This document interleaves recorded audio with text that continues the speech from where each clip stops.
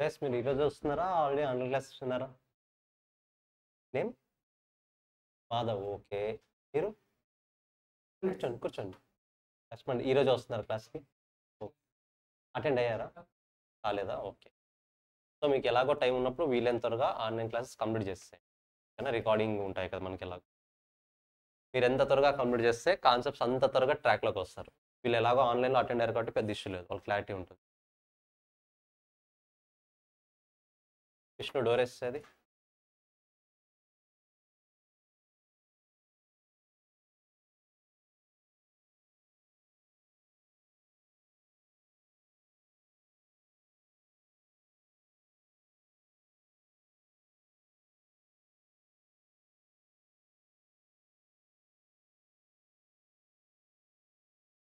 So guys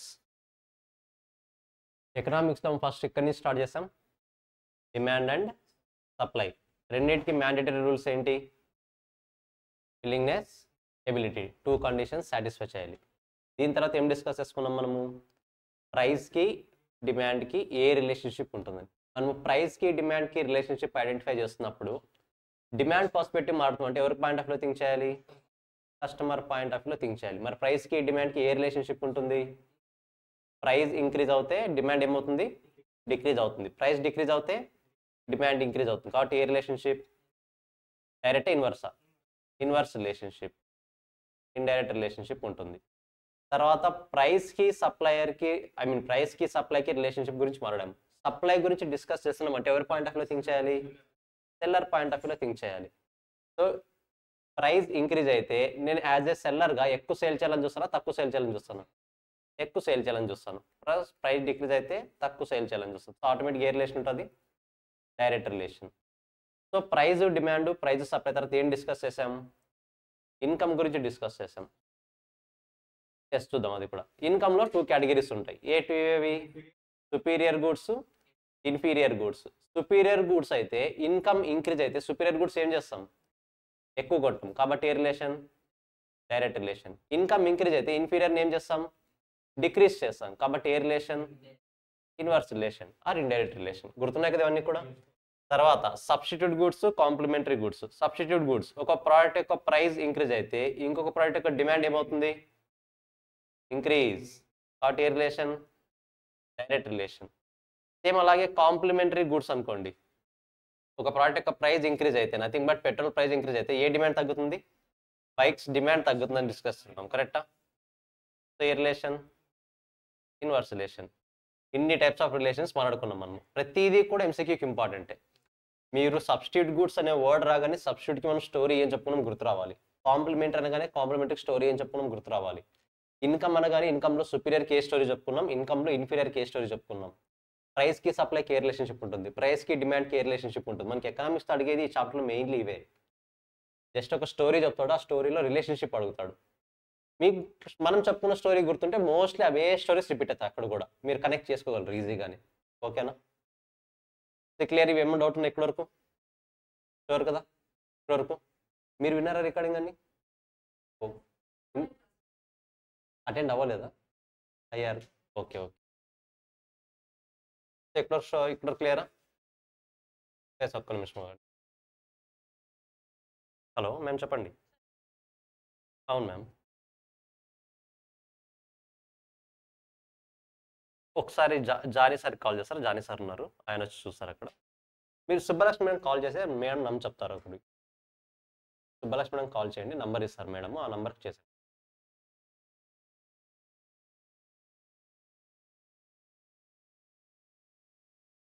so guys clear? ఇక్కడ వరకు ఏం డౌట్లేదు కదా? దీని తర్వాత మెయిన్ ఏం నేర్చుకున్నాం? ఎక్సెప్షన్స్. ఎక్సెప్షన్స్ కన్నా ముందు ఇది కూడా important. Individual demand curve,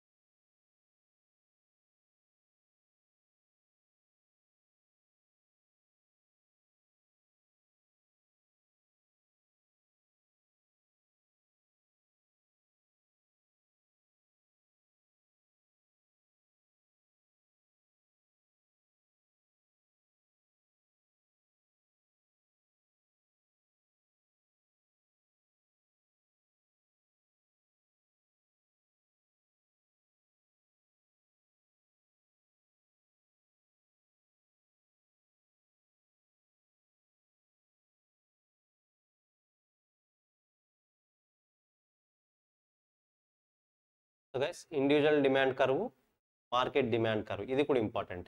individual demand curve అంటే ఎవరి పాయింట్ ఆఫ్ లో మాత్రం ఆలోచిస్తాం, single buyer, nothing but single buyer అన్నవాడు ప్రైస్ ఎక్కువ ఉంటే తక్కువ పర్చేస్ చేస్తాడు, ప్రైస్ తక్కువ ఉంటే ఎక్కువ పర్చేస్ చేస్తాడు. సేమ్ అలాగే ఇండివిజువల్ కాకుండా మార్కెట్లో ఉన్న పర్సన్ మొత్తాన్ని డిమాండ్ తీసుకున్నాం అనుకోండి, మార్కెట్లో ఉన్న పీపుల్స్ మొత్తాన్ని కన్సిడర్ చేసాం అనుకోండి, it will be considered as market demand schedule. Nothing but కస్టమర్స్ని అంతా తీసుకున్నా సరే, సింగిల్గా తీసుకున్నా సరే, అల్టిమేట్గా చేసేది ఏంటి, వాళ్ళు ప్రైస్ ఎక్కువ ఉంటే ఏం చేస్తారు, తక్కువ కొంటారు, డిమాండ్ని డిక్రీస్ చేస్తారు. సో ఇండివిజువల్ అయితే individual demand curve, group of people అయితే మార్కెట్ డిమాండ్ కర్వ్, అదొక్కటి గుర్తుపెట్టుకోండి. దాని తర్వాత ఇది ఓకే, ఎక్సెప్షన్స్ ఇది ఇంపార్టెంట్. ఎక్సెప్షన్స్ ఏం డిస్కస్ చేసాము, గిఫ్ అండ్ గుడ్స్. ఎగ్జాంపుల్ ఏం చెప్పుకున్నాం, గిఫ్ అండ్ గుడ్స్కి బ్రెడ్ అండ్ మీట్లో ఏ రిలేషన్షిప్ ఉంటుంది, direct relationship, inverse relationship? First of all మీరు చెప్పాలి అసలు ఎక్సెప్షన్స్ అని ఎందుకు అంటున్నాం. ప్రైస్ ఇంక్రీజ్ అయినా కూడా డిమాండ్ రూల్ ప్రకారం ప్రైస్ ఇంక్రీజ్ అయితే డిమాండ్ ఏమవ్వాలి, డిక్రీజ్ అవ్వాలి. బట్ ఈ ఎక్సెప్షన్స్ ఏమవుతుంది, ప్రైస్ ఇంక్రీజ్ అయితే డిమాండ్ ఇంక్రీజ్ అవుతుంది, ప్రైస్ డిక్రీజ్ అయితే డిమాండ్ డిక్రీజ్ అవుతుంది. సో గిఫ్ అండ్ పారాడాక్స్ ఎగ్జాంపుల్ ఏం చెప్పుకున్నాం, గిఫ్ అండ్ గుడ్స్కి బ్రెడ్ కరెక్టా. స్పెక్యులేషన్స్కి ఏం ఎగ్జాంపుల్ చెప్పుకున్నాం, గోల్డ్ ప్రైజెస్ ఇంక్రీజ్ అవుతాయి అని మనము రూమర్ స్ప్రెడ్ చేసాం అనుకోండి, ఇప్పటికిప్పుడు డిమాండ్ పెరిగిపోతుంది కరెక్టా. రూమర్ అనే కాదు, రియాలిటీలో జరిగేది అదే. అది కాన్స్పిషియస్ కన్జంప్షన్. కాన్స్పిషియస్ అంటే ఏ goods, luxury cars, luxury vehicles గురించి డిస్కస్ చేసుకున్నాం, లగ్జరీ ప్రోడక్ట్స్. సేమ్ అలాగే share market, band wagon effect ఏ చెప్పుకున్నాం, పొజిషన్ని హోల్డ్ చేసుకోవడానికి. లెట్సే ఇప్పుడు నార్మల్గా పిఎం ఉన్నారు, రీసెంట్గా హైదరాబాద్కి వచ్చారు, ఎందులో వచ్చుంటారు, ఎందుకు ట్రైన్ ఎందుకు లేదు, ట్రైన్ ఉంది కదా, ట్రైన్కి రావచ్చు కదా, ఎందుకు రారు ట్రైన్లో,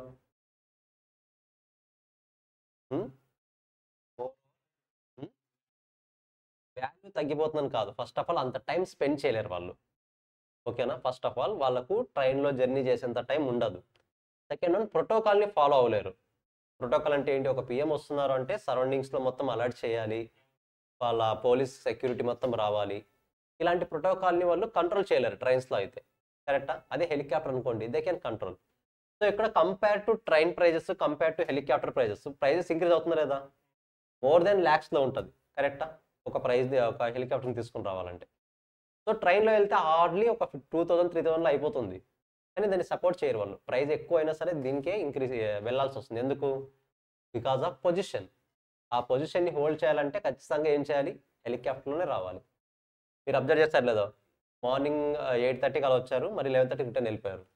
దాని మీనింగ్ ఏంటి, జస్ట్ 3 అవర్స్లో రావడం అయిపోయింది, వెళ్ళడం అయిపోయింది. అదే ట్రైన్లో వస్తే రావడానికి 2-3 డేస్ పడుతుంది, మరి వెళ్ళడానికి 1 వీక్ ట్రిప్ని 1 డేలో కంప్లీట్ చేస్తున్నారు.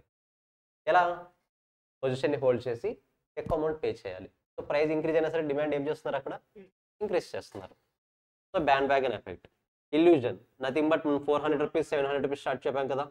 సింపుల్గా మీరు ఒక షాప్లోకి వెళ్ళి ఒక 2 ప్రోడక్ట్స్ చూపించి, ఇది మంచి క్వాలిటీ 100 రూపీస్, ఇది కొంచెం తక్కువ క్వాలిటీ 80 రూపీస్ అంటే మీరు ఏది తీసుకుంటారు, 80 తీసుకుంటారా, 100 రూపీసే తీసుకుంటారు. That is called illusion. 80 నుంచి 100కి ప్రైస్ ఇంక్రీజ్ అయినా సరే మీరేం చేస్తున్నారు, డిమాండ్ని కూడా ఇంక్రీజ్ చేస్తున్నారు, ఓకేనా. ఎమర్జెన్సీ, ఇంక ఎమర్జెన్సీ సిచ్యువేషన్లో అల్టిమేట్గా వాడు ఎంత అడిగితే అంత ఇవ్వాల్సిందే, సిచ్యువేషన్స్ తగ్గట్టుగా.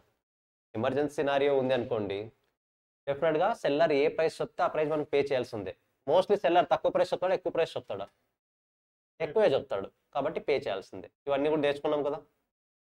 డిమాండ్ ఫంక్షన్లో ఏం చూసాం, డిటర్మినెంట్స్ అంటే ఏం చెప్పుకున్నాం, సింపుల్గా డిమాండ్ని చేంజ్ చేసే ఫ్యాక్టర్స్ ఏంటి. డిమాండ్ని చేంజ్ చేసేది ఓన్లీ ప్రైస్ మాత్రమే చేంజ్ చేస్తాయా, మిగతావన్నీ చేంజ్ చేస్తాయా, మిగతా చాలా ఉంటాయా, చాలానే ఉంటాయి, కరెక్టా. ఇక్కడ మనము ప్రైస్తో పాటు రిమైనింగ్ ఫ్యాక్టర్ని కూడా కన్సిడర్ చేయాలి. ఏవేవి, నార్మల్గా ప్రైస్ అనేది డిమాండ్ ఎఫెక్ట్ చేస్తుంది. ఇక్కడ ఎఫెక్ట్ చేయడం అంటే ఏంటి మీనింగ్, ఇంక్రీజా డిక్రీజా, రెండు, ఇంక్రీజ్ అయినా అవ్వచ్చు, డిక్రీజ్ అయినా అవ్వచ్చు, మొత్తానికి ఎఫెక్ట్ చేయాలి. Price for the substitute goods మనం డిస్కస్ చేసాం కదా. ఒక ప్రోడక్ట్ యొక్క ప్రైస్ ఇంక్రీజ్ అయితే ఏమీ సంబంధం లేని ఇంకొక ప్రోడక్ట్ యొక్క డిమాండ్ చేంజ్ అవుతుంది. నేను టీ ప్రైస్ ఇంక్రీజ్ చేశానంటే కాఫీతో ఏమైనా సంబంధం ఉందా, లేదు, కానీ కాఫీ డిమాండ్ ఏమవుతుంది, ఇంక్రీజ్ అవుతుంది. సో ఒక ప్రోడక్ట్ యొక్క డిమాండ్ చేంజ్ అవ్వాలంటే అదర్ ప్రోడక్ట్ యొక్క ప్రైస్ కూడా ఇన్ఫ్లుయెన్స్ అవుతుంది కదా. సేమ్ అలాగే price of complementary goods, vehicles, petrol చెప్పుకున్నాం. ఇన్కమ్ ఆఫ్ ది కన్జ్యూమర్లో 2 కేటగిరీస్ ఏవేవి, superior goods, inferior goods. Superior గుడ్స్కి ఇంకొక నేమ్ ఏంటి, normal goods or general goods, ఓకేనా.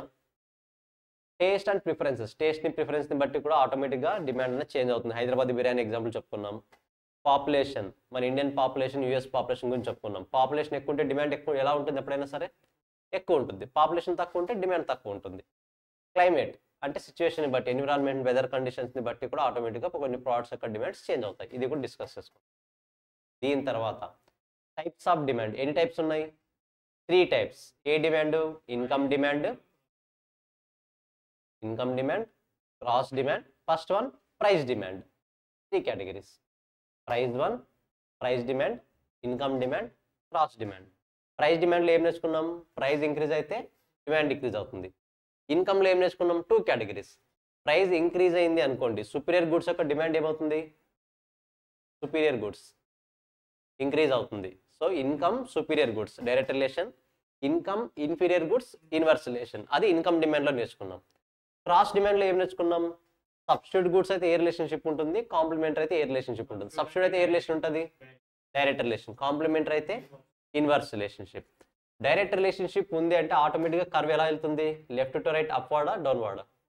అప్వర్డ్ డైరెక్ట్ రిలేషన్ అయితే. ఇన్వర్స్ రిలేషన్ అయితే డౌన్వర్డ్. లెఫ్ట్ టు రెండు లెఫ్ట్ టు రైటే, ఓకేనా? అప్వర్డా డౌన్వర్డ్ అనేది ఇంపార్టెంట్. ఇప్పుడు ఈ గ్రాఫ్ అబ్జర్వ్ చేస్తే ఇది కూడా లెఫ్ట్ టు రైటే, ఇది కూడా లెఫ్ట్ టు రైటే కదా. కాకపోతే డౌన్వర్డ్ ఉంది అంటే ఇన్వర్స్ రిలేషన్ ఉన్నట్టు, అప్వర్డ్ ఉంది అంటే డైరెక్ట్ రిలేషన్షిప్ ఉన్నట్టు, ఓకేనా? తర్వాత నిన్న డిస్కస్ చేసిన కాన్సెప్ట్ ఇది. ఏది? Change in quantity demand, change in demand 2 types మరి.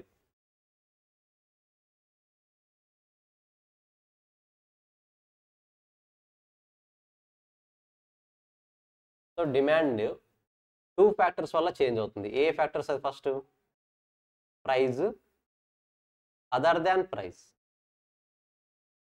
అదర్ దాన్ ప్రైస్ అంటే ఏమొస్తాయి? నిన్న కొన్ని పాయింట్స్ చెప్పారు కదా మీరు.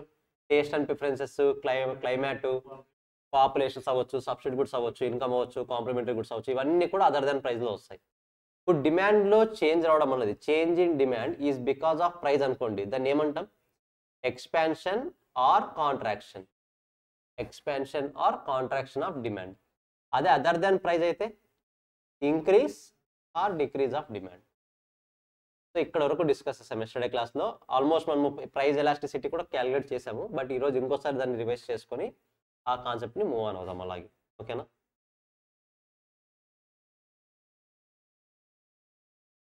So increase and decrease of demand.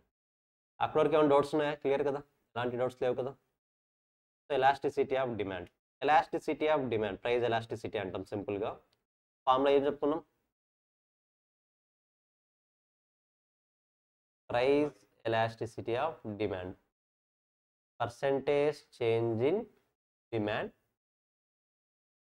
Change in price. కరెక్టా? మరి ఫార్ములా ఏంటి? P1 minus D0 by D0, P1 minus P0 by P0. Yes, ఇంకా చాలామంది మీరు ప్రాబ్లమ్స్ చేయలేకపోతున్నారు మీద. నేను లాస్ట్ ఇంకొక క్వశ్చన్ ట్రై చేస్తాను ఇప్పుడు. Price demand. ప్రైస్ 400 నుంచి 350కి రెడ్యూస్ చేశాను. డిమాండ్ 100 యూనిట్స్ నుంచి 150 యూనిట్స్కి ఇంక్రీజ్ అయింది. ప్రైస్ 400 రూపీస్ నుంచి 300 రూపీస్కి రెడ్యూస్ చేశాను. ప్రైస్ని రెడ్యూస్ చేయడం వల్ల డిమాండ్ ఇంక్రీజ్ అయింది. So now I want price elasticity of demand. మీకు ఐడియా ఉంది కదా ఇప్పుడు D1 ఏది, D0 ఏది, P1 ఏది, P0 ఏది? ట్రై చేయండి.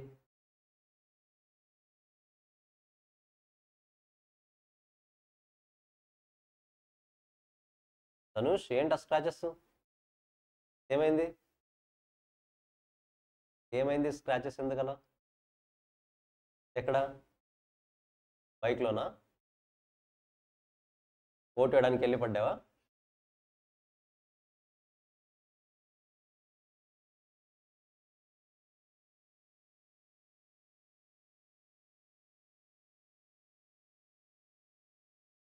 మరి రానన్నా ఒకటి రోజు క్లాస్కి ఫ్రెండ్స్ ఇద్దరు.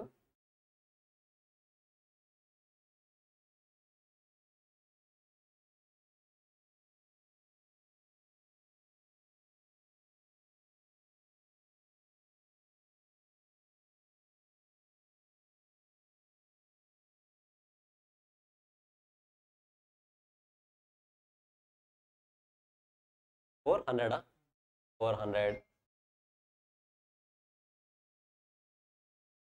త్వరగా కంప్లీట్ చేయండి గైస్. మీరు కొంతమంది మ్యాథ్స్తో చాలా వీక్గా ఉన్నారు, ఖచ్చితంగా స్ట్రాంగ్ అవ్వాలి మ్యాథ్స్తో వీక్ ఉన్న వాళ్ళు. అదర్వైజ్ చాలా క్రిటికల్ ఇష్యూస్ ఫేస్ చేస్తారు మ్యాథ్స్ స్టాట్స్లో. ఎకనామిక్స్తో మహా అంటే ఏం రాదు, ఈ ఒక్క ప్రాబ్లం తప్ప పెద్ద ఏం రావు, కానీ ఎకనామిక్స్లో మ్యాథ్స్ స్టాట్స్లో మాత్రం ఇన్డెప్త్గా వస్తాయి. మ్యాథ్స్ స్టాట్స్ క్యాలిక్యులేషన్ చాలా భయంకరంగా వస్తాయి. సో మీరు ఏం మరీ కష్టపడాల్సిన అవసరం లేదు, ఈవెన్ దో మీరు నాన్ కామర్స్ బ్యాక్గ్రౌండ్ అయినా మరీ కష్టపడాల్సిన అవసరం లేదు. మీరు సిఈసీ అయినా హెచ్ఈసీ అయినా భయపడాల్సిన అవసరం లేదు. జస్ట్ ప్రాబ్లమ్స్తో చేస్తున్నప్పుడు వాళ్ళు ఇలా చేస్తున్నారు, ఒకవేళ మీకు మ్యాథ్స్ డిఫికల్ట్ అవుతుందంటే దానికి సమ్ ఎక్స్ట్రా టైం స్పెండ్ చేయాలి. లెట్స్ సే మనకి మెయిన్గా ఏ సబ్జెక్ట్స్ ఉన్నాయి, accounts, law, economics, maths and stats. ప్రతి స్టూడెంట్కి 4 పర్ఫెక్ట్గా రావాలని రూల్ లేదు. కొంతమంది అకౌంట్స్లో స్ట్రాంగ్ ఉంటారు, కొంతమంది ఎకనామిక్స్లో స్ట్రాంగ్ ఉంటారు, కొంతమంది మ్యాథ్స్లో స్ట్రాంగ్ ఉంటారు, కొంతమంది లాలో స్ట్రాంగ్ ఉంటారు. మీకు ఆల్రెడీ డిస్కస్ చేస్తాం మనము. లా అందరికీ కొత్త సబ్జెక్టే, కరెక్టా? Economics, maths, accounts almost MEC background అయితే కనుక, ఎంఈసీ కామర్స్ బ్యాక్గ్రౌండ్ అయితే కనుక ఖచ్చితంగా క్లారిటీ ఉంటాయి అకౌంట్స్ అంటే ఏంటి, ఎకనామిక్స్ అంటే ఏంటి అని. మీరు ఎంపీసీ బ్యాక్గ్రౌండ్ అయినా సరే ఖచ్చితంగా మ్యాథ్స్ క్లారిటీ ఉంటుంది. సో ఖచ్చితంగా ఏదో ఒక సబ్జెక్ట్ మీకు ఫెమిలియర్గా ఉంటుంది. ఫెమిలియర్గా లేని సబ్జెక్ట్ కూడా కొన్ని ఉంటాయి. సో వాటి మీద మీరు సమ్ ఎక్స్ట్రా టైం స్పెండ్ చేయాలి. నా ఫ్రెండ్ 5 అవర్స్ చదువుతాడు, నేను 5 అవర్స్ చదువుతాను, అలా కాదు. నీ ఫ్రెండ్ 5 అవర్స్లో ఎంత కాన్సెప్ట్ కవర్ చేస్తున్నాడు, నువ్వు అంత కాన్సెప్ట్ కవర్ చేయడానికి 5 అవర్సే కావాలా, 2 అవర్స్ సరిపోతుందా, ఇంకొక 2 అవర్స్ ఎక్స్ట్రా చదవాలా, నువ్వు డిసైడ్ అవ్వాలి. మొత్తానికి ఏమవ్వాలి, కాన్సెప్ట్ కంప్లీట్ అవ్వాలి. అవర్స్ చూసుకోకూడదు, ఇక్కడ ఎంత కంటెంట్ కవర్ చేస్తున్నారో చూసుకోవాలి. అవర్స్ చూసుకుంటే ఇక్కడ వర్కౌట్ అవ్వదు, కంటెంట్ చూసుకోవాలి. మనం జస్ట్ +2 ఇంటర్లో అయితే ఏం చేయొచ్చు అంటే, జస్ట్ ఒక 4 అవర్స్ కూర్చోంటే ఈ ప్రాబ్లమ్స్ కవర్ చేసేయచ్చు అన్న క్లారిటీ ఉంటుంది, ఇన్ని ప్రాబ్లమ్స్ చేసేయగలమని. ఇక్కడ ఆ క్లారిటీ ఉండదు ఇప్పట్లోనే. మీకు ఆ క్లారిటీ ఎప్పుడు వస్తుంది తెలుసా, రివిజన్ ఎగ్జామ్స్లో వస్తుంది. ఇప్పుడు డిమాండ్ అండ్ సప్లై చాప్టర్ ఉంది, demand and supply chapter just ఒక 2 అవర్స్లో రివైజ్ చేస్తానని కూర్చుంటే రివైజ్ అవ్వదు. అది నువ్వు ఒక 2-3 టైమ్స్ ఆ పార్ట్కి రివైజ్ చేస్తుంటే అప్పుడు క్లారిటీ వస్తుంది. ఈ టాపిక్ని రివైజ్ చేయడానికి నాకు ఎన్ని అవర్స్ టైం పడుతుందని అప్పుడు క్లారిటీ వస్తుంది. సో నువ్వు అప్పుడు క్లారిటీ రావాలంటే ఫస్ట్ ఈ డే టు డేట్ సిలబస్ని ఏం చేయాలి, ఎప్పటికప్పుడు కంప్లీట్ చేసుకుంటే అట్లీస్ట్ 1 రివిజన్ అయినా కంప్లీట్ అవుతుంది ప్రాపర్గా. మీరు రివిజన్ చేసుకోకుండా నెగ్లెక్ట్ చేశారా, అల్టిమేట్లీ ఫ్యూచర్లో రివిజన్ ఎగ్జామ్స్ టైంలో 3 మంత్స్ 2 మంత్స్ టైం ఉన్నా సరిపోతుంది మీకు కవర్ చేయడానికి సిలబస్. సార్ టైం సరిపోవట్లేదు, సార్ టైం సరిపోవట్లేదు అంటారు. లాంగ్ టర్మ్ బ్యాచ్లో టైం సరిపోవట్లేదు అనుకుంటే మాత్రం డెఫినెట్గా మందే తప్పదు, 100% మందే తప్పదు. షార్ట్ టర్మ్ బ్యాచ్లో అయినా అంటే అట్లీస్ట్ మనము కొంచెం హరీగా ప్రిపేర్ అవ్వాల్సి వస్తుంది కాబట్టి అది పర్లేదు. బట్ లాంగ్ టర్మ్ బ్యాచ్ కదా, లాంగ్ టర్మ్ బ్యాచ్లో నాకు సిలబస్ టైం సరిపోలేదు అనే పాయింట్ రాకూడదు. ఓకేనా? సింపుల్, మనం ఒకటే మైండ్లో ఫిక్స్ అయిపోవాలి. మండే టు ఎప్పుడు, సండే ఆఫ్టర్నూన్ 1 వరకు మీరు సరెండర్ అయిపోవాలి కోర్స్కి. ఆఫ్టర్ 1 మీ ఇష్టం, హాఫ్ డే ఏం చేసుకుంటారు మీ ఇష్టం. ఆఫ్టర్ 1 వరకు అని కూడా ఎందుకంటున్నాను, డెఫినెట్గా సండే ఏముంటాయి, ఎగ్జామ్స్ రాయాలి, వీకెండ్ ఎగ్జామ్స్. ఈ వీకెండ్ ఎగ్జామ్ చెప్పాను కదా ఏముంటుంది అనేది, మ్యాథ్స్ రిలేటెడ్ ఎగ్జామ్ ఉంటుంది, క్యాలిక్యులేషన్ రిలేటెడ్ ఎగ్జామ్, జస్ట్ ఒక ట్రయల్ ఎగ్జామ్ లాగా. నెక్స్ట్ వీక్ నుంచి నార్మల్గా మన సబ్జెక్ట్ వచ్చేస్తాయి. ఓకేనా? ఈ వీక్ జస్ట్ నార్మల్గా ఉంటుంది.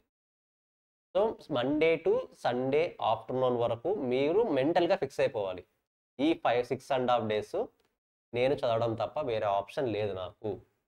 మెంటల్గా ప్రిపేర్ అయితే మాత్రమే పాసిబుల్ అవుతుంది. నేను లేదు సార్ స్కూల్లో లాగా ఎంజాయ్ చేయాలి అనుకుంటే మాత్రం స్కూల్ డిగ్రీకి దీని డిగ్రీకి డిఫరెన్స్ లేదా, డెఫినెట్గా ఉంది కదా. మరి స్టాండర్డ్ ఇంక్రీజ్ అయినప్పుడు మన డెడికేషన్ లెవెల్స్ కూడా ఎలా ఉండాలి, డెఫినెట్గా ఇంక్రీజ్ అవ్వాలి. ఓకేనా? సో నేను భయపెట్టట్లేదు, కష్టపడాల్సిన అవసరం ఫస్ట్ ఆఫ్ ఆల్ అంత లేదు. సింపుల్గా స్మార్ట్ వర్క్, హార్డ్ వర్క్ రెండు మిక్స్ చేసి చదివితే మాత్రమే పాసిబుల్ అవుతుంది.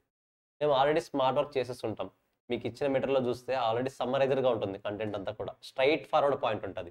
ఇంకా నా మెటీరియల్ స్పెసిఫిక్గా చూస్తే నేను ఏదైతే ఫాంట్ కలర్ చేంజ్ చేస్తుంటానో ఆ ఫాంట్ కలర్స్ ఎంసీక్యూస్గా వస్తాయి. నేను ఎంసీక్యూస్ని డిఫరెంట్ ఫాంట్ కలర్లో హైలైట్ చేస్తుంటాను. సో ఆల్రెడీ స్మార్ట్ వర్క్ అనేది కంప్లీట్ అయిపోయింది, మీరు జస్ట్ పెట్టాల్సిన డెడికేషన్ పెడితే చాలు. ఓకేనా? కాస్త అన్ని డిస్ట్రాక్షన్స్ వదిలేసి, లెట్స్ సే ఐపీఎల్ జరుగుతుంది, వరల్డ్ కప్ జరుగుతుంది, మ్యాచ్ చూడొచ్చు తప్పలేదు, కానీ చూడాలంటే ఏం చేయాలి, ఫస్ట్ మన సిలబస్ అప్ టు టైం ఉన్నప్పుడు మీరు 2 అవర్స్ అయినా స్పెండ్ చేయండి డైలీ, వద్దన్నా నేను. మన సిఎంఏలు అలా ఉండాలంటే సిఎంఏ అయినా సిఎన్ఏ ఏసీ అయినా ఏ ప్రొఫెషనల్ కోర్స్ అయినా బ్లైండ్ రూల్ ఒక్కటే, డైలీ 12 అవర్స్ మనం ఎడ్యుకేషన్కి స్పెండ్ చేస్తే 12 అవర్స్ స్పెండ్ చేస్తే దాని ఎఫెక్టివ్ అవుట్పుట్ 8 to 10 అవర్స్ వస్తుంది. మనం 12 అవర్స్ చదివాం మనం అనుకుంటాం, బట్ 12 అవర్స్ చదవం. అది హార్డ్లీ 8 to 10 అవర్స్ వస్తుంది. అది కూడా ఏంటి, కంప్లీట్ డెడికేషన్ పెడితే. లేదు సార్ నేను ఇంకా డెడికేషన్ పెట్టే క్యాండిడేట్ కాదంటే ఇది హార్డ్లీ 3 అవర్స్ 4 అవర్స్ వస్తుంది. ఇది అయితే యూజ్ లేదు, కష్టం. అట్లీస్ట్ 8 అవర్స్ స్పెండ్ చేయగలిగితే రిమైనింగ్ 2 అవర్స్ వెళ్ళిన తర్వాత నీ ఇష్టం. మ్యాచ్ చూస్తావా, పాలిటిక్స్ చూస్తావా, సినిమా చూస్తావా, నీ ఇష్టం అది. కానీ బిఫోర్ దట్ 10 అవర్స్ ఏమై ఉండాలి, ప్రాపర్గా కంప్లీట్ అయి ఉండాలి షెడ్యూల్. నార్మల్గా మీరు ఇంతవరకు టీవీ చూడొద్దు అవన్నీ చాలా వరకు వినే ఉంటారు కానీ నేనైతే ఆ సజెషన్ ఇవ్వను.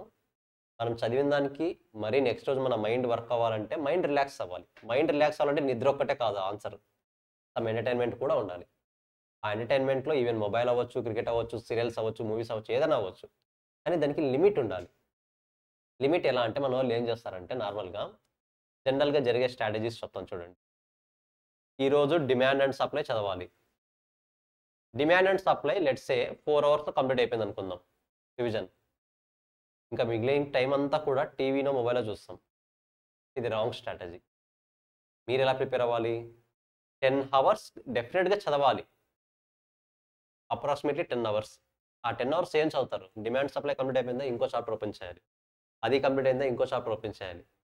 మీరు ఫిక్స్ అవ్వాల్సింది దేనికి, మొబైల్కో టీవీకో. Let's say daily 1 hour mobile use చేయాలి, టీవీ చూడాలి. ఎస్ 1 అవర్ యూస్ చేయాలి. జనరల్గా యూస్ చేసేది అది 1 అవర్ మనం పర్ డేలో.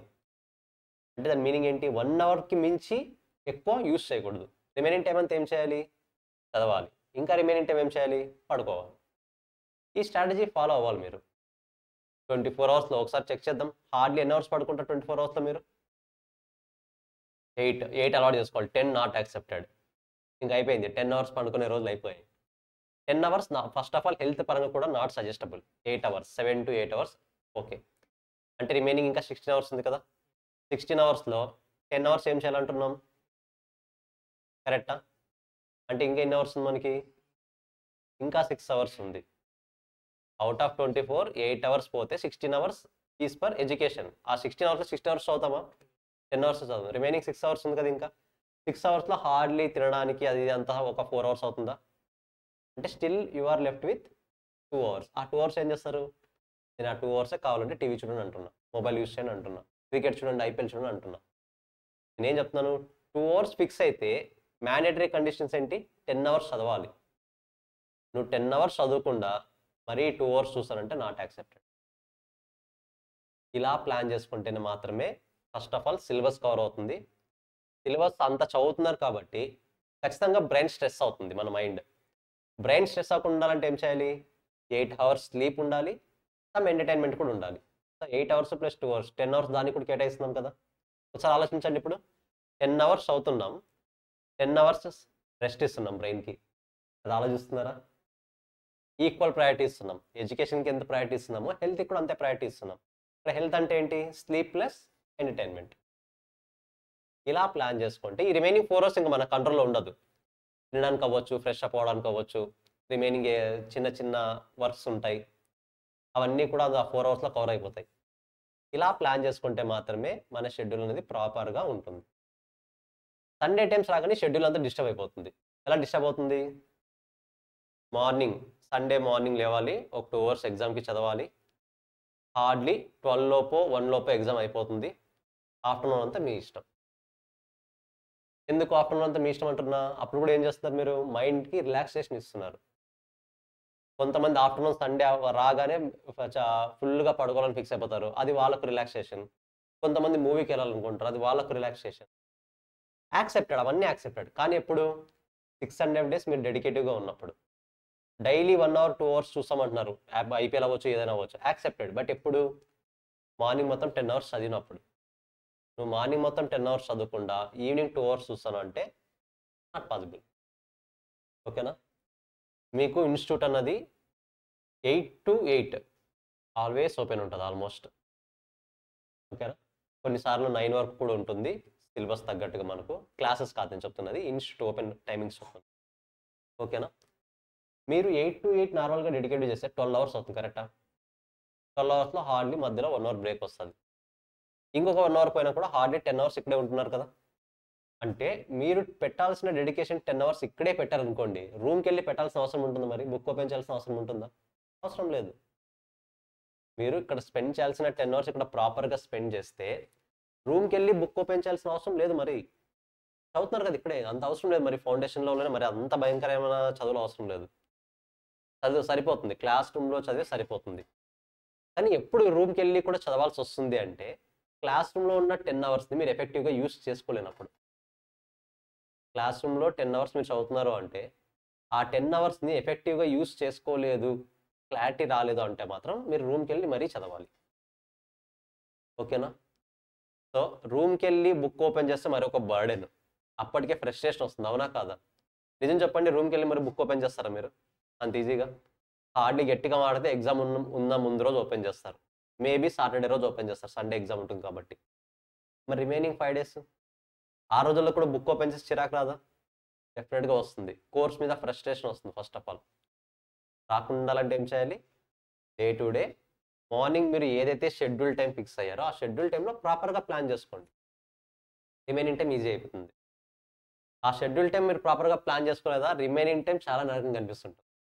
నీ ఫ్రెండ్ పక్కన ఐపీఎల్ ఓపెన్ చేసి చూస్తాడు, వరల్డ్ కప్ ఓపెన్ చేసి చూస్తాడు, టీవీ సీరియల్స్ చూస్తాడు, నువ్వేమో బుక్ ఓపెన్ చేసి చదువుతుంటావు. బికాజ్ ఎంటర్టైన్మెంట్ టైంలో ఎంటర్టైన్ అవ్వండి, చదివే టైంలో చదవాలి. నువ్వు చదివే టైంలో ఎంటర్టైన్మెంట్ చేస్తానంటే నాట్ యాక్సెప్టెడ్, బట్ ఎంటర్టైన్మెంట్ టైంలో చదవచ్చు అవసరమైతే, అదర్వైజ్ అవసరం లేదు. సో ఇలాంటి ప్రాపర్ ప్లానింగ్ లేకపోతే డెఫినెట్గా మీకు రివిజన్ ఎగ్జామ్ టైంలో డెఫినెట్గా నా దగ్గరకు వచ్చి మరి ఒకే డేలా చెప్తారు, సార్ టైం సరిపోవట్లేదు సార్. అప్పుడు మేము యాక్సెప్ట్ చేస్తామా టైం సరిపోవట్లేదు అంటే? యాక్సెప్ట్ చేయం. ఎందుకు? సఫిషియంట్ టైం ఉంది. కోర్స్ మీకు ఎవ్రీ 10 డేస్కి ఒకసారి 15 డేస్కి ఒకసారి 1-to-1 సెషన్ జరుగుతుంటుంది. మేము అప్డేట్ తెలుసుకుంటుంటాం, ఏం చేస్తున్నారు ఏంటి, ఎలా ఉంది preparation. So but apart from that మీరు పెట్టాల్సిన డెడికేషన్ మాత్రం డెఫినెట్గా పెట్టాలి. ఓకేనా? Is it clear? ఏమైనా డౌట్స్ ఉన్నాయా స్పెసిఫిక్గా? సరే చూద్దాం. ఇది చేశారా? Price elasticity of demand. So guys clarity ఉంది కదా? ఇంకా d1 - d0 divide by d0, p1 - p0 divide by p0. ఇప్పుడు సమ్ బేసిక్ మ్యాథ్స్ని నేను ఇంట్రడ్యూస్ చేసి కాన్సెప్ట్లోకి ఎంటర్ అవుతున్నా.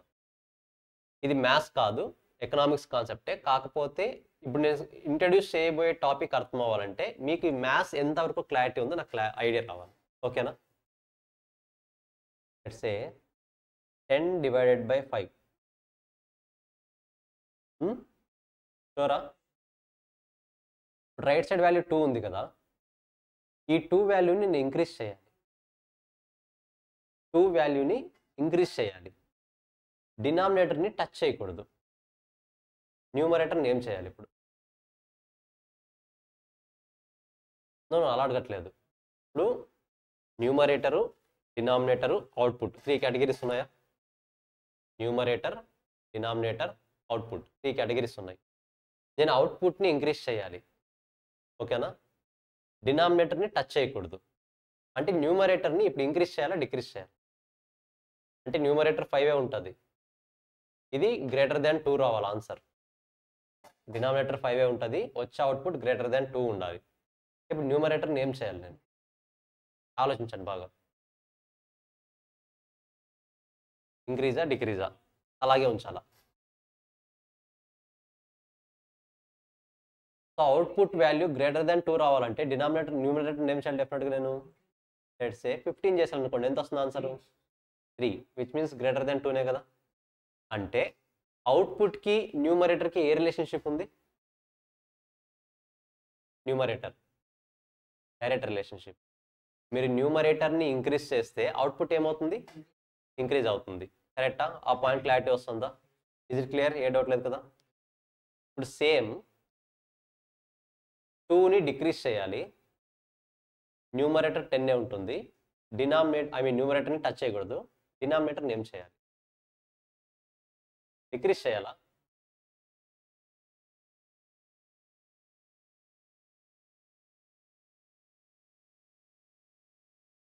న్యూమరేటర్ని నేను టచ్ చేయట్లేదు, న్యూమరేటర్ 10, డినామినేటర్ వాల్యూ పెంచాలి. ఇంకా ఏం చేయాలి? ఇంకేం చేయాలి? Denominator value, yes Naveen?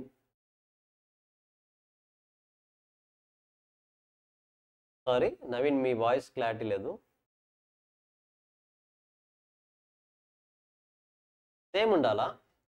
Same ఉంటే ఎంత వస్తుంది ఆన్సరు? 10/10 1 వస్తుంది కదా. నా ఇంటెన్షన్ సేమ్ రావాలని రూల్ కాదు, 2 వాల్యూ డిక్రీజ్ అవ్వాలంతే. అది 1.9 అయినా రావచ్చు, 1.8 అయినా రావచ్చు, 0.8 అయినా రావచ్చు, ఏదైనా అవ్వచ్చు. అలాంటప్పుడు డినామినేటర్ వాల్యూని ఏం చేయాలి? ఇంక్రీజ్ చేయాలి. లెట్స్ సే 5 ప్లేస్లో 6 తీసుకోండి. ఆన్సర్ ఎంత వస్తుంది చూడండి ఒకసారి. 10/6 ఉన్నాయి క్యాలిక్యులేటర్స్. క్యాలిక్యులేటర్స్ రెడీగా ఉండాలి ఒక్కొక్కరితో. ఒకరు ఓపెన్ చేయలేదు క్యాలిక్యులేటర్స్. ఎక్కడున్నాయి?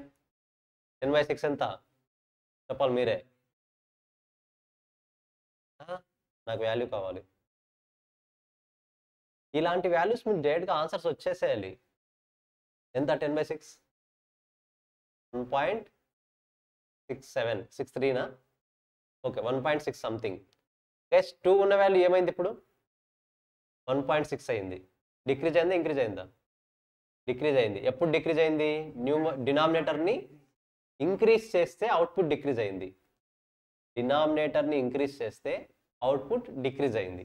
అంటే డినామినేటర్కి అవుట్పుట్కి ఏ రిలేషన్షిప్ ఉంది? Inverse relation. ఈ 2 పాయింట్స్ క్లారిటీ ఉండాలి. సో న్యూమరేటర్కి అవుట్పుట్కి డైరెక్ట్ రిలేషన్షిప్ ఉంటుంది. నెక్స్ట్ డినామినేటర్కి అవుట్పుట్కి ఇన్వర్స్ రిలేషన్షిప్ ఉంటుంది. ఫస్ట్ ఈ పాయింట్ క్లియర్గా అర్థమైందా లేదా చెప్పండి. క్లియర్గా అర్థమైందా లేదా? ఎందుకంటే మొత్తానికి మన డిమాండ్ అండ్ సప్లై కాన్సెప్ట్లో కాస్త కన్ఫ్యూజర్ కాన్సెప్ట్ ఇదే. ఇప్పుడు నేను చెప్పబోయే టాపిక్ కాస్త కన్ఫ్యూజ్ అవుతారు. కాబట్టి ఆ కన్ఫ్యూజన్ రాకుండా ఉండాలంటే ఈ పాయింట్స్ క్లారిటీ ఉండాలి ఫస్ట్. సో నేను ఇంకొకసారి టెస్ట్ చేస్తాను, చూద్దాం. 20/4 5. నేను 4ని టచ్ చేయకూడదు అనుకున్నాను. 5 వాల్యూ ఇంక్రీజ్ అవ్వాలి. 4ని టచ్ చేయకూడదు అనుకున్నాను, 5 వాల్యూని ఇంక్రీజ్ చేయాలి. అంటే ఇప్పుడు 20ని ఇంక్రీజ్ చేయాలా, డిక్రీజ్ చేయాలా? నేను ఇంక్రీజ్ చేయాలి. ఎందుకు? న్యూమరేటర్ అవుట్పుట్ ఏ రిలేషన్ ఉంటుంది? Direct relation.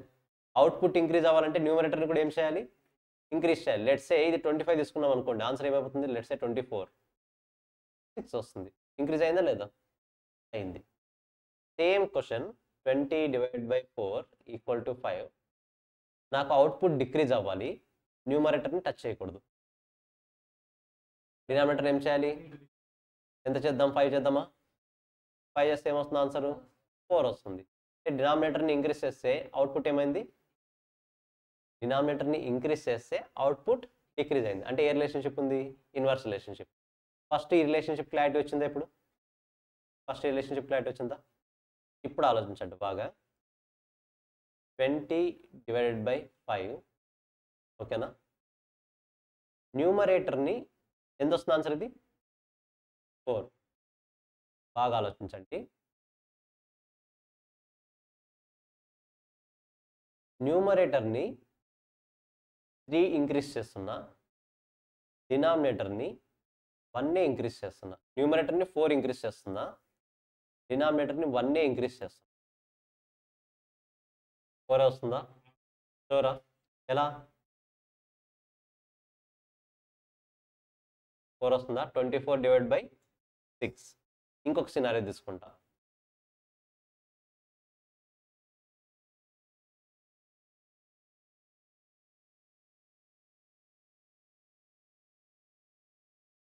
దీన్ని 10తో ఇంక్రీజ్ చేస్తున్నా, 1తో ఇంక్రీజ్ చేస్తున్నా.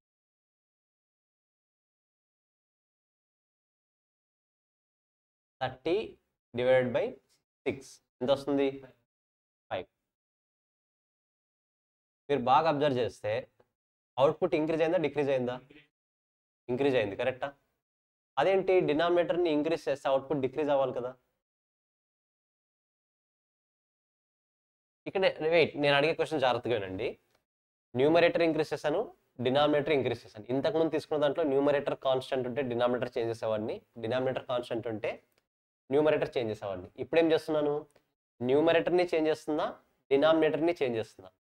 అకార్డింగ్ టు అవర్ రూల్, ఇంతకుముందు డిస్కస్ చేసిన దాని ప్రకారము డినామినేటర్ని ఇంక్రీజ్ చేస్తే అవుట్పుట్ ఏమవ్వాలి, డిక్రీజ్ అవ్వాలి. బట్ ఇప్పుడు ఏమైంది, ఇంక్రీజ్ అయింది. ఎందుకు ఇంక్రీజ్ అయింది, బికాస్ న్యూమరేటర్లో వచ్చిన చేంజ్ కంటే డినామినేటర్లో వచ్చిన చేంజ్ ఎక్కువ.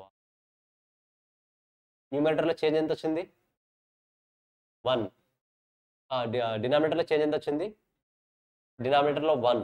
న్యూమరేటర్లో ఎంత వచ్చింది, 10. సో డినామినేటర్లో వచ్చిన చేంజ్ కంటే న్యూమరేటర్లో వచ్చిన చేంజ్ ఎక్కువ కాబట్టి దీని ఎఫెక్టే దీని మీద ఉంటుంది. న్యూమరేటర్ ఎక్కువ చేంజ్ అయింది కాబట్టి ఆటోమేటిక్ అవుట్పుట్ కూడా ఏమవుతుంది, ఎక్కువ అవుతుంది. Is it clear, point clarity వస్తుందా? సింపుల్, న్యూమరేటర్లో ఎక్కువ చేంజ్ వచ్చిందా, డినామినేటర్లో ఎక్కువ చేంజ్ వస్తుందా? ఒకవేళ న్యూమరేటర్లో ఎక్కువ చేంజ్ వస్తుంది అనుకోండి, అవుట్పుట్ ఏమవుతుంది, ఇంక్రీజ్ అవుతుంది. డినామినేటర్లో ఎక్కువ చేంజ్ వస్తే డిక్రీజ్ అవుతుంది. సింపుల్ రూల్, అవే రూల్సే. కాకపోతే ప్రతిసారి numerator constant denominator change, denominator constant numerator change ఉండవు కదా, రెండు చేంజ్ అవుతాయి కొన్నిసార్లు. న్యూమరేటర్ చేంజ్ అవుతుంది, డినామినేటర్ చేంజ్ అవుతుంది.